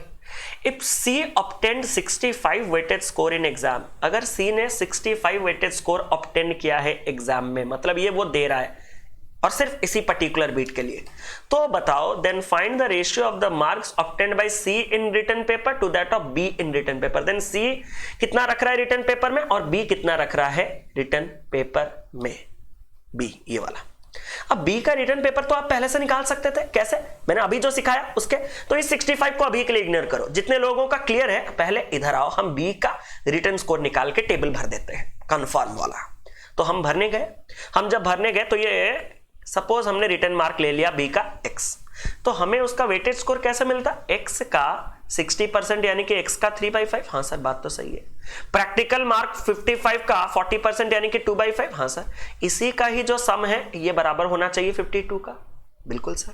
तो मैंने यहां पे देखा कि x का, यहां पे लिख रहा हूं, x का 3/5 प्लस 55 का 2/5, ये जो सम है वो 52 आना चाहिए। ये गया यहाँ पे 11, 11 दूनी हो गया 22, 52 से 22 गया 30, 30 हो गया x का 3/5, 3 यहाँ पे गया 10, x का वैल्यू कितना आ गया? बड़ा खूबसूरत सा 50। x हमने क्या लिया था? b का रिटर्न। तो b का रिटर्न हमारे पास फिक्स्ड है, कंफर्म है 50। देखा, देखने के लिए भयंकर लेकिन नया पैटर्न का है तो इजी ही है। ठीक है, इतना तक डेटा हमने निकाल लिया। और कोई डेटा हम निकाल पाएंगे क्या? और कोई डेटा हम निकाल नहीं पाएंगे। अब जो मैं ब्लू कलर में लिख रहा हूं वो सिर्फ उस पर्टिकुलर सवाल का जो डेटा है जिसको मैं बाद में मिटाते मिटाते चलूंगा। इस सवाल में उसने मुझे क्या कहा कि उसने 65 वेटेड स्कोर ऑब्टेन किया है, किसमें? सी में। तो मुझे बताओ कि आपका जो रेशियो है किसका, जो मार्क्स ऑब्टेन किया है सी ने रिटर्न पेपर में और बी ने रिटर्न पेपर। बी का रिटर्न पेपर तो इत्तेफाक से हमने निकाल भी दिया, बस ये वाला निकालना है। ये वाला कैसे निकालेंगे? अब मैं इसको ले लेता हूं एक्स। सर वो तो लिए थे एक्स, अरे वो काम खत्म हो चुका है ना उसका, नहीं तो आप अपने हिसाब से जाओगे तो उसको वाई ले लो, कोई नहीं। जो सी ने वाई रिटर्न में स्कोर किया उसका वेटेड 60% रहेगा तो उसका 3/5। हाँ सर, प्लस प्रैक्टिकल में कितना स्कोर किया? 50। प्रैक्टिकल का वेटेज कितना रहता है? 40%, उसका 2/5। मिलाने से आपका जो सी का वेटेज स्कोर रहता है वो कितने का आ जाएगा? 65। ये गया यहाँ पे 10, ये हो गया 20, 65 से 20 गया 45। y का 3/5 अगर 45 तो 3 गया यहाँ पे 15, y का वैल्यू कितना आ गया? 75। मतलब ये जो इसका वेटेज स्कोर हमने निकाला वो 75 आ गया। अब इसके वेटेज स्कोर और इसके वेटेज स्कोर के बीच में रेशियो निकालना है। बस देखो कि कौन सा पहले कौन सा बाद, सी और B। तो C का वेटेज स्कोर 75, 50, तो रेशियो कितने का आ गया? 75:50, यानी कि 25 में काटूंगा 3, 25 में काटूंगा 2, तो रेशियो निकल के आ गया 3:2। हो गया काम खत्म। खूबसूरत। अगला सवाल क्या कह रहा है? कितने सवाल है? चलो। If D scored 7 whole 1/7% more marks in written paper, तो यहां पे इस ब्लू को हटा दे क्योंकि वो इस प्रीवियस सवाल का डेटा था, हम उसको नहीं लेके चलेंगे। मिसिंग DI का यही खासियत रहता है, जो दिया है बस उतना लेके चलो, सवाल के सवाल वैरी करो। डी अगर 7 होल 1/7% मोर ज्यादा स्कोर करता रिटर्न पेपर में, तो डी ने रिटर्न में स्कोर कितना किया है? 70। मैं आपसे बताना चाहता हूं कि 7 होल 1/7 होता क्या है? ये आपका होता है 1/14। तो अगर मैं 14 पार्ट में से एक पार्ट ज्यादा स्कोर करूंगा तो मतलब मैं 15/14 स्कोर किया हूं। 14 यहां पे गया 5, 5 15 गुना हो जाएगा, तो 75 मार्क डी ने स्कोर किया होगा रिटर्न में। And C scored 60 marks in written paper, और सी जो है वो अगर 60 मार्क्स रिटर्न पेपर में स्कोर कर रहा है, ये अब बन चुका है 75 और ये अब बन चुका है 60। Then find the difference between the obtained weighted score of C and D is what percent of the maximum weighted score. अब मैक्सिमम वेटेड स्कोर तो हमने निकाल रखा है कितना? 72, तो उसके लिए भी मेहनत करना नहीं है हमें बस देखना है कि जो आपका ऑब्टेन्ड वेटेड स्कोर सी का है और डी का है उनके बीच में डिफरेंस। अब सी का ऑब्टेन्ड वेटेड स्कोर कैसे निकालेंगे जल्दी से बताओ। तो 60 का 60% यहीं पे निकाल दें प्लीज। तो 60 का 60% यानी कि 36 प्लस 50 का 40%, 50 का 40% यानी कि 20, तो इसका ऑब्टेन्ड वेटेड स्कोर कितना आ गया? 56। इसका ऑब्टेन्ड वेटेज स्कोर कितना आएगा? 75 का 3/5, 75 का 3/5, ये थोड़ा करना पड़ेगा। ये आ गया 15, 15 तिया, ये हो गया आपके पास 45 प्लस 45 का 2/5, 45 का 2/5 अगर मैं करूंगा 9 दूनी 18, 18 ये हो गया, तो ये 53, 63, इसका वेटेज स्कोर आ गया मेरे पास 63। इन दोनों के वेटेज स्कोर का जो डिफरेंस है 56 और 63 का जो डिफरेंस है वो कितने का है 7। यही जो ऑक्टेन वेटेज स्कोर का जो डिफरेंस है ये कितना परसेंट है जो मैक्सिमम वेटेज स्कोर है। मैक्सिमम वेटेज स्कोर मैंने निकालना सिखा दिया था, सिर्फ 80 का 60% और 60 का 40% करना है क्योंकि ये मैक्सिमम स्कोर ऑक्टेन किए जा सकते हैं। तो 72 का अप्रोक्सीमेटली अगर कितना परसेंट है तो अप्रोक्सीमेशन में मैं कह सकता हूं कि इसको अगर मैं 70 ले लूं तो 7 यहां पे 10 कैंसिल हुआ तो ऑलमोस्ट ये 10% के अप्रोक्स आ रहा है। तो करेक्ट आंसर अप्रोक्सीमेशन में के साथ में जा सकता हूं 10%। बहुत ही सिंपल सा सवाल। If A scored 12% more in written paper than B, तो सबसे पहले तो ब्लू वाले हटाओ क्योंकि ब्लू वाले डेटा टेम्पररी थे उसी पर्टिकुलर क्वेश्चन के लिए, बाकी कभी वो काम नहीं आने वाले। ठीक है, तो गंदगी को मैंने हटा दिया जितना हो सके। तो उसने मुझे क्या कहा, उसने मुझे कहा कि अगर A 12% ज्यादा स्कोर करेगा रिटर्न पेपर में देन B, तो B रिटर्न पेपर में कितना स्कोर कर रहा है देखो जरा 50 का 12% कितना होगा 6, तो A ने रिटर्न पेपर में कितना स्कोर किया होगा 56। देन बोला गया then find the score obtained by A in practical paper, then A ने प्रैक्टिकल पेपर में कितना स्कोर किया होगा। तो मुझे ये नहीं पता कि प्रैक्टिकल में उसने, सपोज मैं ये मान लेता हूं कि उसने X स्कोर किया है, बिल्कुल अगर मैं कहूं तो 56 का आपको क्या निकालना है रिटर्न पेपर का 60% यानी कि 3/5 और प्रैक्टिकल में जो स्कोर किया है उसका 40% यानी कि 2/5 निकालने के ऐड करने के बाद A का जो वेटेड स्कोर आ जाएगा वो कितने के बराबर आ जाएगा 52। तो इसको जब मैंने सॉल्व किया तो 56 इंटू 3 168, इसको अगर मैं डबल करूंगा तो ये कितना आ जाएगा 160 का डबल 320, 16 336 33.6। 33.6 को अगर मैं यहां पे लेके माइनस करूंगा तो यहां पे आ जाएगा मेरे पास 6.4 होने से 40 और साथ ही साथ 12 यानी कि 18.4 माइनस करने के बाद, और ये बराबर हो जाएगा x का 2/5।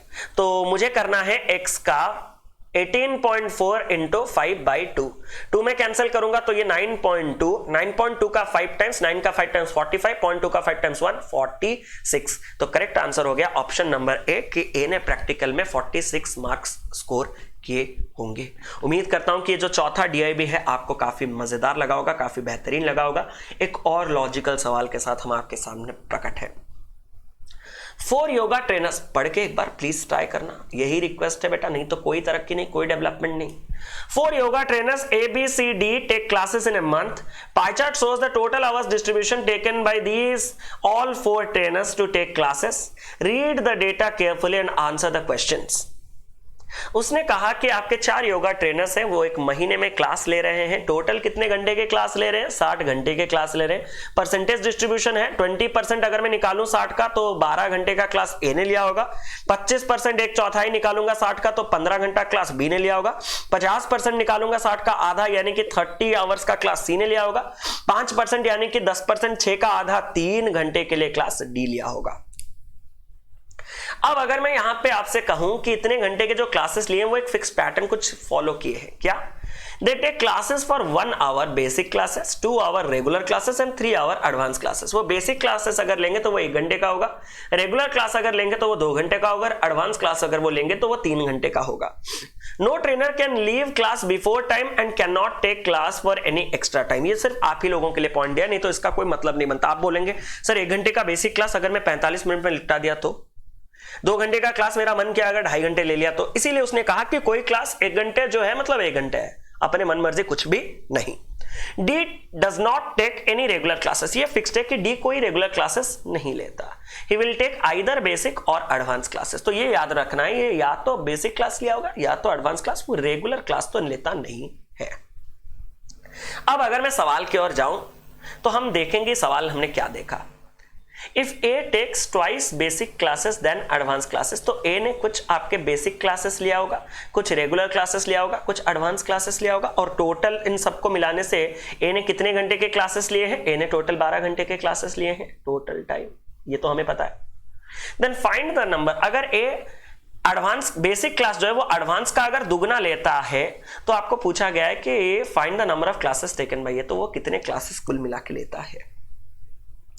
अगर मैं यहां पे आपसे कहूं कि उसने एडवांस क्लास सपोज x लिया होगा तो उसने बेसिक क्लास कितना लिया होगा, उसका डबल यानी कि 2x लिया होगा। क्या यहां तक ईच एंड एवरी इंडिविजुअल को क्लियर है? अगर x एडवांस क्लास ले रहे हो तो बेसिक उसका डबल 2x।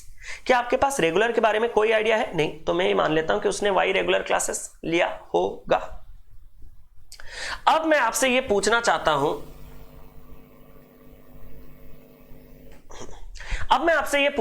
हूं, कि अगर मैं एक बेसिक क्लास लूं तो एक बेसिक क्लास 1 घंटे का होता है, एक रेगुलर क्लास 2 घंटे का होता है और एक एडवांस क्लास 3 घंटे का होता है। ये मैंने देखा। तो जितने भी आप बेसिक क्लासेस लोगे तो टोटल टाइम कितने का आप ले रहे हो क्लास, इंटू का 1। अगर मैं 7 क्लास लूंगा तो 7 × 1 7 आवर्स। 9 क्लास लूंगा 9 × 1 9 घंटे का। लेकिन रेगुलर का बात कुछ अलग है। एक क्लास जो है वो 2 घंटे का चल रहा है। अगर आप 2 क्लासेस लोगे तो 2 दूनी 4, 8 क्लासेस लोगे 8 दूनी 16, 9 क्लासेस लोगे 9 × 2 18। तो y क्लासेस लोगे तो y × 2 2y आवर्स का आप क्लास ले रहे हो। और एक एडवांस क्लास अगर 3 घंटे का है तो जितने x एडवांस क्लासेस लिए हैं उसका × 3 टाइम के लिए आपने क्लास लिया होगा। अब इन तीनों का टोटल सम जो है वो 12 आना चाहिए। जब मैंने इनको ऐड किया तो मैंने देखा ये 2x है, ये 3x है, तो 5x प्लस 2y = 12 होना चाहिए। अब सर ये तो एक ही लीनियर इक्वेशन इन 2 वेरिएबल्स है, इसके लिए तो दूसरा इक्वेशन चाहिए, मेरे पास तो है नहीं, तो कैन नॉट बी डिटरमाइंड नहीं, ऑप्शन भी कैन नॉट बी डिटरमाइंड नहीं है। तो मैं यहां से हिट एंड ट्रायल से जाऊंगा। अगर मैं हिट एंड ट्रायल को डालूं तो x को जो क्लासेस है वो 1 2 3 ऐसे करके गए होंगे। सर 0 भी हो सकता है, 0 होता, लेकिन तब इस बात का और कोई सेंस नहीं रहेगा कि डबल क्लासेस एडवांस है। वो खुद कह रहा है डबल क्लासेस मतलब there should be some advance classes so that we can take it as double. तो सम मतलब मैं x का वैल्यू मिनिमम 1 से स्टार्ट कर सकता हूं। बट जब मैंने x को 1 डाला तो 5 × 1 5 बन गया, 5 इधर गया तो 12 से माइनस होने के बाद 7 बन गया, 2y अगर 7 तो y का वैल्यू 3.5 आ गया, मतलब 3.5 रेगुलर क्लास। ऐसा नहीं हो सकता। Regular classes should either should be 3 और should be 4, it should be a whole number. Classes complete होनी चाहिए। तो आपका यहां पे ये कंडीशन वैलिड कर गया। Now let us take example of 2x = कहीं मैं 2x का वैल्यू ले लूं तो 5 दूनी 10, 10 अगर इधर माइनस होगा 12 से तो 2, 2y = 2, y = 1। कुछ सेंस आ रहा है? अगर कुछ सेंस आ रहा है तो मैंने ये कहा कि हम x का वैल्यू 2 ले लेते हैं। x का वैल्यू अगर मैं 2 ले लूं तो 5 × 2 ये 10 हो गया, प्लस 2y हो गया = 12 हो गया, 2y = 2 हो गया। तो y का वैल्यू हमें कितना निकल के आ गया, 1 निकल के आ गया। बट सर x2 और y1 थोड़ा और बढ़ाओ और कहीं आगे सेटिस्फाई करे तो जब आप नेक्स्ट x का वैल्यू डालोगे 3 तो ये 5 × 3 ऑलरेडी कितना हो जाएगा, 15, मतलब 15 घंटे के क्लासेस यहां पे ही मिल जाएंगे। लेकिन टोटल इन्हें कितने घंटे के क्लासेस लिए, 12, तो और आगे पॉसिबल नहीं है। तो x का इकलौता वैल्यू पॉसिबल था 2, और x का इकलौता 2 वैल्यू पॉसिबल होने के बाद मैं आपसे पूछना चाहता हूं, आपको पूछा क्या गया, find the number of classes taken bye a। तो यहां पे उसने x क्लासेस लिए हैं एडवांस, x का वैल्यू हमारे पास कितना है 2, तो 2 एडवांस क्लासेस लिए हैं। बेसिक क्लासेस डबल 2x यानी कि 2 × 2 4 लिए गए होंगे। रेगुलर क्लासेस y का वैल्यू 1 तो 1 लिए होंगे। तो टोटल नंबर ऑफ क्लासेस 4 + 1 5 + 2 7, यानी कि total number of classes will be 7 और total number of times will be 12 hours. तो आपको क्लासेस पूछा गया तो option number B 7 is the absolutely correct answer. कुछ था कुछ नहीं, बस सोचने वाली बात थी और कुछ नहीं। लॉजिकल यही आपको देखने के लिए मिल रहा है। अगले महीने D takes 10 hours classes. D ने 10 घंटे के क्लास लिए। D के बारे में एक जानकारी दे दूं कि बेटा D जो है वो रेगुलर क्लास तो लेता ही नहीं है। And he uses 3 hours at the same pattern as previous month. Previous year का पैटर्न भी मुझे नहीं पता, बट इतना पता है कि D टोटल क्लास कितना लेता है, 3 घंटे का, और वो आपका बेसिक नहीं तो एडवांस क्लास लेता है, रेगुलर क्लास वो लेता ही नहीं। तो ये दोनों चीजों का हमने आइडिया लगा लिया। अब उसने क्या कहा, इफ नंबर, और ये 3 घंटे अगर वो प्रीवियस पैटर्न में ले रहा है तो या तो ऐसा हुआ होगा वो आपका 3 1 घंटे वाले बेसिक क्लास लिया होगा, नहीं तो 1 3 घंटे वाला एडवांस क्लास लिया होगा। देखते हैं इसका कोई सीन बनता है या नहीं। इतना तक मैं रखा रहता हूं, 3 बेसिक्स और 1 एडवांस। चलो उसके बारे में बाद में बात करते हैं। उसने कहा if number of basic classes and taken by D in next month is twice the advance classes. वो तो सिर्फ 2 ही किस्म का क्लास लेता है, रेगुलर तो लेता ही नहीं है। तो बेसिक क्लास जो है वो अगर एडवांस का दुगना है, ये तो आप लोग कर ही पा रहे होंगे। Then find the difference between the basic and advance classes taken by him the next month. तो अगर उसने x एडवांस क्लास लिया तो बेसिक क्लास उसने कितना, प्रीवियस सवाल की तरह 2x। हर एक बेसिक क्लास 1 घंटे का चलेगा, हाँ सर। हर एक एडवांस क्लास 3 घंटे का चलेगा, हाँ सर। यहाँ पे टोटल टाइम इसने कितना डिवोट किया होगा, 2x। 3x, यहाँ पे टोटल टाइम इसने कितना डिवोट किया होगा 3x, total 2x plus 3x अगर मैं मिला दूं तो कितना हो जाएगा 5x, और 5x बराबर कितना हो जाएगा 3 नहीं। क्यों? क्योंकि ये अगले मंथ की बात की जा रही है और जिस अगले मंथ की बात की जा रही है उस महीने 10 घंटे डी ने क्लास लिया है, तो उस हिसाब से x का वैल्यू अपने पास कितना निकल के आ गया 2। x का वैल्यू 2 निकलते ही क्या मैं ये कह सकता हूं कि एडवांस नंबर ऑफ क्लासेस मेरे पास कितने निकल के आ जाएंगे, x डायरेक्टली आ जाएगा 2, और बेसिक नंबर ऑफ क्लासेस मेरे पास कितने निकल के आ जाएंगे 4, और 4 और 2 होते ही मैं ये कह सकता हूं कि उसने क्या कहा, difference between basic and advance class taken in the next month वो कितना हो जाएगा 4 और 2 के बीच में अंतर 2। तो ये हो गया ऑप्शन नंबर बी। और 4 और 2 निकलते ही या तो ये हो सकता है कि उसने प्रीवियस महीने 3 बेसिक क्लास लिए होंगे, वो कंडीशन भी सेटिस्फाइड, इस महीने में वो 3 में बेसिक क्लासेस ले रहा है, और पिछले महीने अगर उसने एक एडवांस क्लास से लिपटा दिया होगा तो इस महीने में भी वो एक एडवांस क्लास ले रहा है, मतलब वो पैटर्न तो चल ही रहा है, तो इसमें कोई इश्यूज है नहीं। तो ये आपके डिफरेंस हो गए हैं 2, यहां तक क्लियर है। अब चलते हैं आगे। उसने कहा कि B and C takes all 3 types of classes, B और सी जो है ना वो सारे के सारे किस्म के क्लासेस लेते हैं, मतलब बेसिक भी लेते हैं, रेगुलर भी लेते हैं और एडवांस भी लेते हैं। Basic classes taken by B is equal to the regular classes taken by him, जितना वो बी बेसिक क्लासेस लेता है उतना ही रेगुलर क्लासेस लेता है, तो क्या इसको मैं एक्स और एक्स कह सकता हूं? बिल्कुल। And C takes 4 regular classes in the month, और सी जो है वो 4 रेगुलर क्लास ले सकता है एक मंथ में। सी जो है वो 4 रेगुलर क्लास लेता है मंथ में, ये फिक्स्ड है, ना ऊपर ना नीचे। 4 रेगुलर क्लास, हर रेगुलर क्लास 2 घंटे का होता है, ये मैं आपको याद दिला दूं आपके जानकारी के लिए।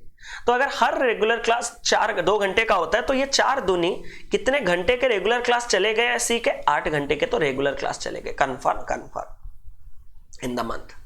If number of advance classes taken by B and C are same, अगर एडवांस क्लास जो आपके बी और सी ले रहे हैं वो अगर सेम है, तो यहां पे अगर वाई एडवांस क्लास लिए जा रहे हैं तो यहां पे भी आपके सी ने भी वाई एडवांस क्लास लिए होगा। Then find minimum and maximum basic classes taken by C, then आपका जो सी का मिनिमम बेसिक क्लासेस है उसके बारे में आपको सवाल पूछा गया है, मिनिमम और मैक्सिमम। भैया एक चीज मैं आपको पूछना चाहता हूं, क्या क्या चीजें प्रॉब्लम हो सकते हैं, मिनिमम और मैक्सिमम कितने बेसिक क्लासेस उसको लेने होंगे। सबसे पहले मैं आपसे बस इतना पूछना चाहता हूं कि एक पॉइंट आपको दिया गया था, पहले मैं विदाउट इक्वेशन कर रहा हूं, फिर इक्वेशन अगर जरूरत पड़ा तो करेंगे, पहले मैं लॉजिकली इस चीज को समझाऊंगा, क्योंकि जितने आप लॉजिकली समझेंगे ना तो जो भी सवाल आएंगे आप खुद कर पाएंगे। सारे के सारे क्लासेस टाइप्स के क्लासेस लेना मैंडेटरी है? हाँ सर। ये 8 घंटे में कोई कटौती हो पाएगा? नहीं सर, 4 तो आपको रेगुलर क्लासेस लेने हैं। अगर मैं मान लूं कि मैंने मिनिमम 1 एडवांस क्लास ही लिया होगा तो 1 × 3 इसका कितना घंटा हो गया होगा? 3 घंटा। तो 8 + 3 मेरे कितने घंटे जा चुके हैं टोटल? 8 + 3 ऑलरेडी सी के 11 घंटे तो इधर ही जा चुके हैं। सी की अगर मैं बात करूं और बी की अगर मैं बात करूं तो बी आपका टोटल 15 घंटे का क्लास लेता है और सी जो है वो टोटल 30 घंटे का क्लास लेता है। ये चीज मैंने अपना यहां पे साइड रख दिया कि बी जो है वो टोटल 15 आवर्स का क्लास लेगा, ये साइड में रखो, और सी जो है वो टोटल आपका 30 आवर्स का क्लास लेगा। यहां तक क्लियर? हाँ सर क्लियर। तो अगर सी 30 आवर्स का क्लास लेगा, अगर 11 आवर्स के उसको बेस रेगुलर और एडवांस क्लास तो लेने ही लेने हैं, इतने जाने के बाद अगर मैं बाकी पूरा का पूरा टाइम उससे बेसिक क्लास ले लूं तो मैक्सिमम वो कितने बेसिक क्लास ले सकता है? 30 घंटे में से 11 घंटे जाने के बाद 19 घंटे बचे हैं और एक क्लास बेसिक का 1 घंटा है, तो 19 घंटे में वो 19 क्लास मैक्सिमम ले सकता है। मतलब ये तो कंफर्म है कि या तो ये अरे 3 है, छोड़ो, इसके कोई मतलब कोई सेंस नहीं है। तो मैक्सिमम नंबर ऑफ क्लासेस जो हम ले सकते हैं वो कितने के बराबर है? मैक्सिमम हम 19 क्लासेस तो बेसिक के ले ही सकते हैं। अब मिनिमम की बात आ रही है। अब जब हम मिनिमम करने के लिए गए तो मैंने ये कोशिश किया कि हम देखते हैं कि हम मैक्सिमम वाई यानी कि मैक्सिमम, ये तो फिक्स्ड है 8, हम जब आपके में इस एडवांस को मिनिमम पे पहुंचाए, मिनिमम 1 होना चाहिए, तो उस कंडीशन पे ये मैक्सिमम हो जाएगा। मिनिमम मैक्सिमम का कंडीशन ये होता है। अब जिस कंडीशन पे मैं एडवांस क्लास मैक्सिमम पे पहुंचा दूंगा, ये मिनिमम था, जब मैं एडवांस क्लास मैक्सिमम पे पहुंचा दूंगा तो ऑटोमेटिकली आपका जो बेसिक क्लास है वो मिनिमम पे पहुंच जाएगा, क्योंकि सम आपका कांस्टेंट है 30। तो अब अगर मैं मैक्सिमम पहुंचाने के लिए जाऊं तो y का इंपैक्ट इस वाले कंडीशन में भी रह रहा है। इस वाले कंडीशन पे जब मैंने नजर डाला तो मैंने ये देखा कि हार्डली अगर मैं हर टाइप का एक क्लास लूंगा तो मैंने एक बेसिक क्लास लिया होगा, यहां पे मैं देख लेता हूं मिनिमम, हाँ सर यहां पे मैंने एक रेगुलर क्लास लिया होगा, हाँ सर। एक बेसिक क्लास 1 घंटे का मतलब 1 घंटा मैंने यहां दिया होगा। एक रेगुलर क्लास 2 घंटे का मतलब 2 घंटे मैंने यहां दिया होगा। 1 + 2 कितना होता है? 3। तो बी के 15 घंटे से अगर 3 घंटे के बेसिक और रेगुलर क्लास होने मिनिमम कंफर्म है, तो मैं मैक्सिमम बाकी 12 घंटे बी को एडवांस क्लास करने दे सकता हूं। अगर बाकी का पूरा 12 घंटे वो ले लेगा एडवांस क्लास करने में, तो हर एडवांस क्लास अगर 3 घंटे का है तो वो मैक्सिमम कितना एडवांस क्लास ले सकता है? 4। मतलब वाई जो रूप धारण कर सकता है वो मैक्सिमम 4 का है। सर थोड़ा और एक बार थोड़ा और लॉजिकली समझाइए। अरे वाई 5 हो नहीं सकता। सर कैसे? अगर वाई 5 हो जाएगा तो अगर मैं एडवांस क्लास बी से 5 करवा दूं तो 5 दिया 15 घंटा जो उसके टोटल है वो तो सिर्फ एडवांस क्लास करते करते निकल जाएंगे ना। वो और बेसिक और रेगुलर क्लास कर ही नहीं पाएगा, लेकिन उसको सारे के सारे क्लासेस करने। हाँ सर अब समझ आया। तो वाई जो मैक्सिमम कंडीशन है वो 4 का ले सकता है, उससे ज्यादा नहीं। अगर फिर भी आपको डाउट है कि सर वाई फिर भी मुझे 4 का थोड़ा सीन और एक बार समझाओ प्लीज, तो मैं आपको बता रहा हूं कि x बेसिक क्लासेस एक क्लास 1 घंटे का, तो टोटल x आवर्स के बेसिक क्लास लेंगे, हाँ सर। x रेगुलर क्लासेस हर क्लास 2 घंटे का, तो 2x आवर्स के मैं रेगुलर क्लास लूंगा, हाँ सर। हर एडवांस क्लास 3 घंटे का, ऐसे अगर मैं y एडवांस क्लास लूंगा तो टोटल 3y आवर्स का लूंगा, हाँ। ये टोटल सम कितना होना चाहिए? 15। x + 2x 3x + 3y कितना होना चाहिए? 15। जो इक्वेशन फ्रेम करना हम सीखे थे। x + y कितना हो जाएगा? 3 कैंसिल होने के बाद 5। मतलब x और y का जो सम है वो मैक्सिमम 5 हो सकता है। अगर मैं मैक्सिमम y को 5 रखने की पूरी कोशिश कर दूंगा तो उस कंडीशन पे x 0 हो जाएगा, और x 0 मतलब ये कंडीशन वैलिड कि मैं कोई भी बेसिक और रेगुलर क्लास ले नहीं रहा, बट लेना है। तो y मैक्सिमम 4 और ये 1 हो सकता है। अब तो खुश, इक्वेशन से भी बता दिए, 3 ही तरीके के लॉजिकल। चलो आगे। अगर y मैक्स 4 का रूप धारण कर सकता है तो 4 यहां पे भी मैं मैक्सिमम करवा सकता हूं, क्योंकि y यहां पे जो है यहां पे वही होगा। तो मैक्सिमम अगर मैं c से भी 4 एडवांस क्लास करवाऊंगा तो 4 तिया कितने घंटे का जाएगा? 12 घंटे। 12 और 8 मेरे रेगुलर और एडवांस में अब भी 20 घंटे जा चुके हैं, अब भी 10 घंटे बचे। ये 10 घंटे मैं कम से कम इसको तो दे ही सकता हूं, ठीक है। मैक्सिमम इसको दे सकता हूं। तो अगर मैं इसको दे सकता हूं 10 घंटे, तो एक बेसिक क्लास अगर 1 घंटे का है तो 10 घंटे के बेसिक क्लास के लिए मुझे 10/1 मुझे 10 बेसिक क्लास मिनिमम लेने पड़ेंगे। तो मतलब कंडीशन क्लियर है कि अगर मैं बात करूं मिनिमम की, तो मिनिमम मुझे 10 क्लासेस बेसिक के लेने पड़ेंगे। किसको? सी को। तब जाके ये सारे के सारे कंडीशन सेटिस्फाई होंगे। और मैक्सिमम आपको 19 क्लास ले सकते हैं, क्योंकि अगर मैं 19 से ज्यादा जाऊं तो देखो क्या क्या सीन बन रहा है। अगर मैं 19 से ज्यादा रखने की कोशिश करूंगा तो और मेरे पास एडवांस क्लास के लिए टाइम नहीं बचेगा, इसीलिए मैक्सिमम में 19 जा सकता हूं। अगर मैं y को 4 से ऊपर डाल दूंगा तो ये कंडीशन क्लियर नहीं है, तो y मैक्सिमम में एडवांस क्लास 4 ले सकता हूं और ये क्लास 4 ले सकता हूं। तो ये 4 दूनी 8, ये 4 तिया 12, मतलब मैक्सिमम में यहां तक 20 घंटे का ही सफर तय कर सकता हूं रेगुलर और एडवांस से। तो बाकी के पूरे टाइम कम से कम मुझे बेसिक में 10 घंटे तो अपने 30 में से निकालने ही निकालने होंगे। तो लॉजिकल सवाल था, काफी बेहतरीन। ये पेपर में अगर आपके आ जाए तो होश उड़ा देगा। तो 10,19 यानी कि option number C is the absolutely correct answer for this question. उम्मीद करता हूं कि ये डीआई भी आपका क्लियर है। एक और छोटा सा डीआई करके जाते हैं मिक्सचर्स का, काफी इजी है, इसको आप देख सकते हो कैसे करना है।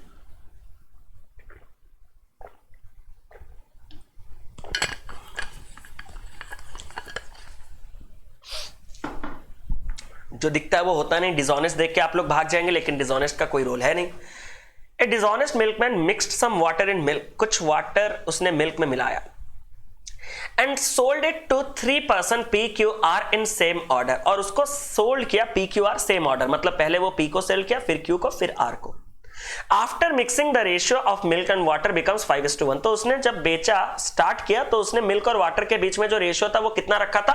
5:1 का रखा था। Table given below show how the exchange took place, table जो है वो कैसे एक्सचेंज कर रहा है वो दिखा। Milkman sold 120 litres to person P, milkman जो है वो 120 लीटर पर्सन P को सोल्ड किया, and then he added 80 litres of milk, उसके बाद उसने 80 लीटर्स का मिल्क ऐड किया, 0 लीटर्स ऑफ वाटर, फिर उसने 0 लीटर्स कुछ वाटर ऐड नहीं किया, और देन उसके पास मिक्सचर बचा 560 का। इसी 560 का मिक्सचर लेके वो किसके पास गया होगा? सीक्वेंस आगे कंटिन्यू करेगा, same for B and C, B Q के पास गया होगा, अरे same for B and C नहीं, ये होगा आपके पास पी क्यू आर ना, ये पी एंड क्यू होगा, सॉरी बी एंड सी नहीं, क्यू एंड आर होगा। ठीक है, क्यू और आर के पास 560 के साथ आया, वाई बेच दिया, फिर 80 का मिल्क मिला दिया, फिर 10, फिर मिक्सचर इतना बचा, फिर लेके गया आर के पास, इतना बेच दिया, इतना ऐड किया, इतना, फाइनली बचा जेड इतना। तो चलो देखते हैं हम कहां कहां पहुंच पाते हैं। सबसे पहले सफर यहीं से शुरू करना है कि बेटा आपके पास जो स्टार्टिंग था मिक्सचर, उसमें आपके पास मिल्क और वाटर किस रेशियो में था सर? उसमें हमारे पास मिल्क और वाटर 5:1 के रेशियो में था। आपने उसमें से कितना बेच दिया सर? हम पहले गए पी के पास, हम पी को बेच दिए 120। मैंने कहा बहुत जबरदस्त। बेचने के बाद भी आपका ये मिल्क वाटर का रेशियो चेंज हुआ होगा क्या? नहीं सर, वही रहा होगा 5:1। फिर आपने क्या किया सर? फिर तो हमने 80 लीटर्स का मिल्क ऐड किया और 0 लीटर्स का वाटर ऐड किया। मैंने कहा उसके बाद क्या हुआ सर? उसके बाद मेरा जो फाइनल मिक्सचर नहीं है, वो फाइनल मिक्सचर मेरा 560 लीटर्स का बन गया। मैंने कहा ये रेशियो देता तो मजा आ जाता सर। बिल्कुल मजा आ जाता। तो मैंने कहा रेशियो नहीं देने से भी कोई फर्क पड़ता? नहीं सर, हम कॉन्सेप्चुअली स्ट्रांग है। मैंने कहा क्या करोगे सर? देखो इस कंडीशन के बाद हमने सिर्फ और सिर्फ 80 लीटर का मिल्क ऐड किया है। मैंने कहा हाँ, इस कंडीशन के बाद हमने सिर्फ और सिर्फ 80 लीटर का मिल्क ही तो ऐड किया है सर। वाटर में कोई चेंजेस नहीं है। मैंने कहा हाँ, कोई चेंजेस नहीं, मतलब जो भी मिक्सचर यहां पे हमारे पास है उसमें 80 ऐड करने के बाद टोटल 560 है। मैंने कहा हाँ, बात तो सही है। तो अगर मैं इस 80 को ऐड नहीं करता तो 560 से 80 कम, यानी कि 480 रहता यहां पे। मैंने कहा जबरदस्त बोल रहे हो यार, गजब। अगर ये वाकई में 480 रहता तो 480 को अगर मैं 6 पार्ट में तोड़ूंगा तो कितने के बराबर आएगा? एक पार्ट 80। तो ये 5 पार्ट का जो मिल्क होगा वो डेफिनेटली 80 पंजे 400 का, और ये एक पार्ट का जो है वो 80 का होगा। मैंने कहा हाँ, बात तो सही है। फिर फाइनली मैंने 80 लीटर्स का जब मिल्क ऐड किया होगा तो ये बना होगा 480, और इसमें जब आपका 0 लीटर्स कोई चेंज नहीं हुआ, ये बना 80। अब देखो सर ऐड करके 480 और 80 560। मैंने कहा हाँ, बात तो सही है। अब सर स्टार्टिंग वाला भी निकाल देंगे। मैंने कहा कैसे? 480 का यहां पे है ना सर, ये कब आया सर? 120 जाने के बाद आया था, तो ओरिजिनल 120 ज्यादा होगा। मैंने कहा हाँ, बात तो सही है। तो ओरिजिनल 120 ज्यादा होगा यानी कि कितना होगा? 480 से 120 ज्यादा, यानी कि शुरुआत सफर 600 से हुआ होगा। और अगर शुरुआत सफर 600 से हुआ, उसमें अगर 5 पार्ट का मिल्क और 1 पार्ट का वाटर है, तो मिल्क 5 पार्ट का 500 का होगा स्टार्टिंग में, और 1 पार्ट का वाटर 100 का होगा स्टार्टिंग में। सर पूरा निकाल दिया हमने तो। मैंने कहा हाँ, बात तो सही है। अब मैं क्यू के पास आया, कितना लीटर्स लेके सर? क्यू के पास में 560 लीटर्स लेके आया। मैंने कहा हाँ, इसमें आपके पास क्या क्या है सर? 480 का मिल्क, ये भी हमने निकाल दिया, तो हमें कुछ मेहनत करने की जरूरत नहीं है। 480 में मुझे ज्यादा दिलचस्पी नहीं है, मुझे ज्यादा दिलचस्पी है किसमें? रेशियो में। तो 480 और 80 के बीच में ये जो रेशियो है वो 6:1 का है। हाँ सर। इससे हमने क्या किया सर? वाई लीटर्स का बेच दिया। मैंने कहा ये थोड़ा गड़बड़ नहीं लग रहा? हाँ सर, लग तो रहा है।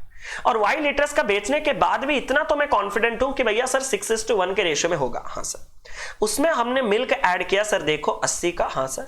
और जो वाटर है वो ऐड हमने किया 10 का। दिख रहा है तो? अरे दिख रहा है, मैं ऊपर नहीं गया। तो 80 का मिल्क और 10 का वाटर, और जिसके बाद आपके पास जो फाइनल मिक्सचर है वो आपके पास जो बच रहा है वो कितने का बच रहा है? वो m लीटर्स का बच रहा है।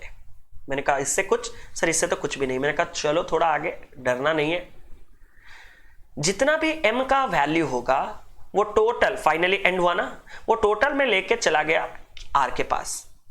उसमें क्या कुछ रेशियो है मुझे कुछ आइडिया नहीं है, लेकिन उसको मैंने r को बेच दिया कितने लीटर्स? 87 लीटर्स। मैंने कहा 87 लीटर्स बेचने के बाद क्या रेशियो रहा वो भी मुझे पता नहीं, लेकिन इतना पता है कि मैंने अल्टीमेटली 3r का ऐड कर दिया मिल्क, और r का 3r का मिल्क और r का मैंने ऐड कर दिया वाटर। और ये 3r और r ऐड होने के बाद फाइनली जो मिक्सचर मेरे पास रहता है वो z है। तो इधर से बच्चे छोड़ के इस सवाल को चले गए होंगे, लेकिन बेटा ये डेटा आपके में भी कोई नहीं निकाल सकता जब तक सवाल में नहीं दिया जाए। तो सवाल को पढ़ लिया करो एक बार। If the quantity of the mixture right before selling p was x, अगर x जो क्वांटिटी है वो p को बेचने से पहले के क्वांटिटी को दर्शाता है, तो आपका x का वैल्यू कितना है? अब p को बेचने से पहले स्टार्टिंग हमारा सफर कहां से हुआ है? यही तो है 600। तो अपना जो x का वैल्यू है वो 600। एक आंसर तो अभी आपका ऑलरेडी हाजिर है, ऑलरेडी। अब दूसरे सवाल को चलते हैं। उसने कहा if the ratio of milk to water with milkman has just before selling to r मतलब थर्ड पर्सन, मतलब थर्ड पर्सन को बेचने से पहले, मतलब सेकंड पर्सन को बेचने के बाद जो सब कुछ कंडीशन होने के बाद एंड वाला कंडीशन में जो रेशियो है वो 25:4 है। मतलब आर को बेचने के लिए इतना एम लेके गया, उससे जस्ट पहले यहां पे आपका जो रेशियो था वो 25:4 का था, वो 25:4 का था। तो आपको बोला गया है then find the quantity of mixture milkman has just before selling to R. Then R को बेचने से पहले मिल्कमैन के पास कितना था, मतलब कहीं ना कहीं वो एम का वैल्यू ही पूछ रहा है। अगर मैं m के वैल्यूज को निकालने जाऊं तो मैं यहां पे ये रेशियो मिलते ही अब मैं क्रॉस प्रोडक्ट मेथड लगा सकता हूं। क्रॉस मेथड कैसे लगाएंगे, अब m का थोड़ा यहां पे मैं लाइन कर रहा हूं, इस चेंजेस को यहां पे लिख रहा हूं, ये मैं बार बार लिखा हूं आपके लिए, ठीक है। यहां पे मैंने प्लस का 80 किया है, यहां पे मैंने प्लस का 10 किया हुआ है, और फाइनली ये जो टोटल है वो m ही है, मैं याद रख रहा हूं इसको, ठीक है। तो 6 चौके 24, हाँ सर। 25 इंटू 1 25, हाँ sir. Cross product method channel पे है, देख सकते हैं। तो कितने का डिफरेंस आया, एक पार्ट। ये किसके साथ बराबर होगा, 25 इंटू 10 250, 80 इंटू 4 320, 320 और 250 के बीच में अंतर 70। एक पार्ट अगर आपके पास 70 है, नहीं तो आप रेशियो बना सकते हो ना, 6x plus 80 x plus 10 is equal to 25/4, आपको मिल जाएगा सेम चीज। एक पार्ट अगर 70 है तो यहां पे ये जो टोटल होगा ये कितने का होगा, 6 प्लस 1 7 पार्ट का होगा, क्योंकि इनिशियल पे लागू होगा। अगर एक पार्ट 70 है तो ये जो 7 पार्ट है ये कितने के बराबर आएगा, 490। मैं आपसे पूछना चाहता हूं कि इस 490 में आपने क्या क्या ऐड किया, इस 490 में ये 80 और ये 10 ऐड हुआ, मतलब टोटल मिक्सचर कितना बढ़ा, 80 प्लस 10 90 बढ़ा। 490 में अगर आप टोटल 90 ऐड कर रहे हो तो एंड में m जो होगा वो कितने का होगा, 490 प्लस 90 यानी कि 580। और अगर यहीं पे एंड हुआ तो यही लेके मैं m 580 गया हूं r के पास, मतलब इमीडिएटली r को सेल करने से पहले मेरा जो टोटल मिक्सचर का क्वांटिटी यानी कि वो m का जो वैल्यू पूछ रहा है वो मेरे पास कितने का है, 580 का है। बहुत ही खूबसूरत।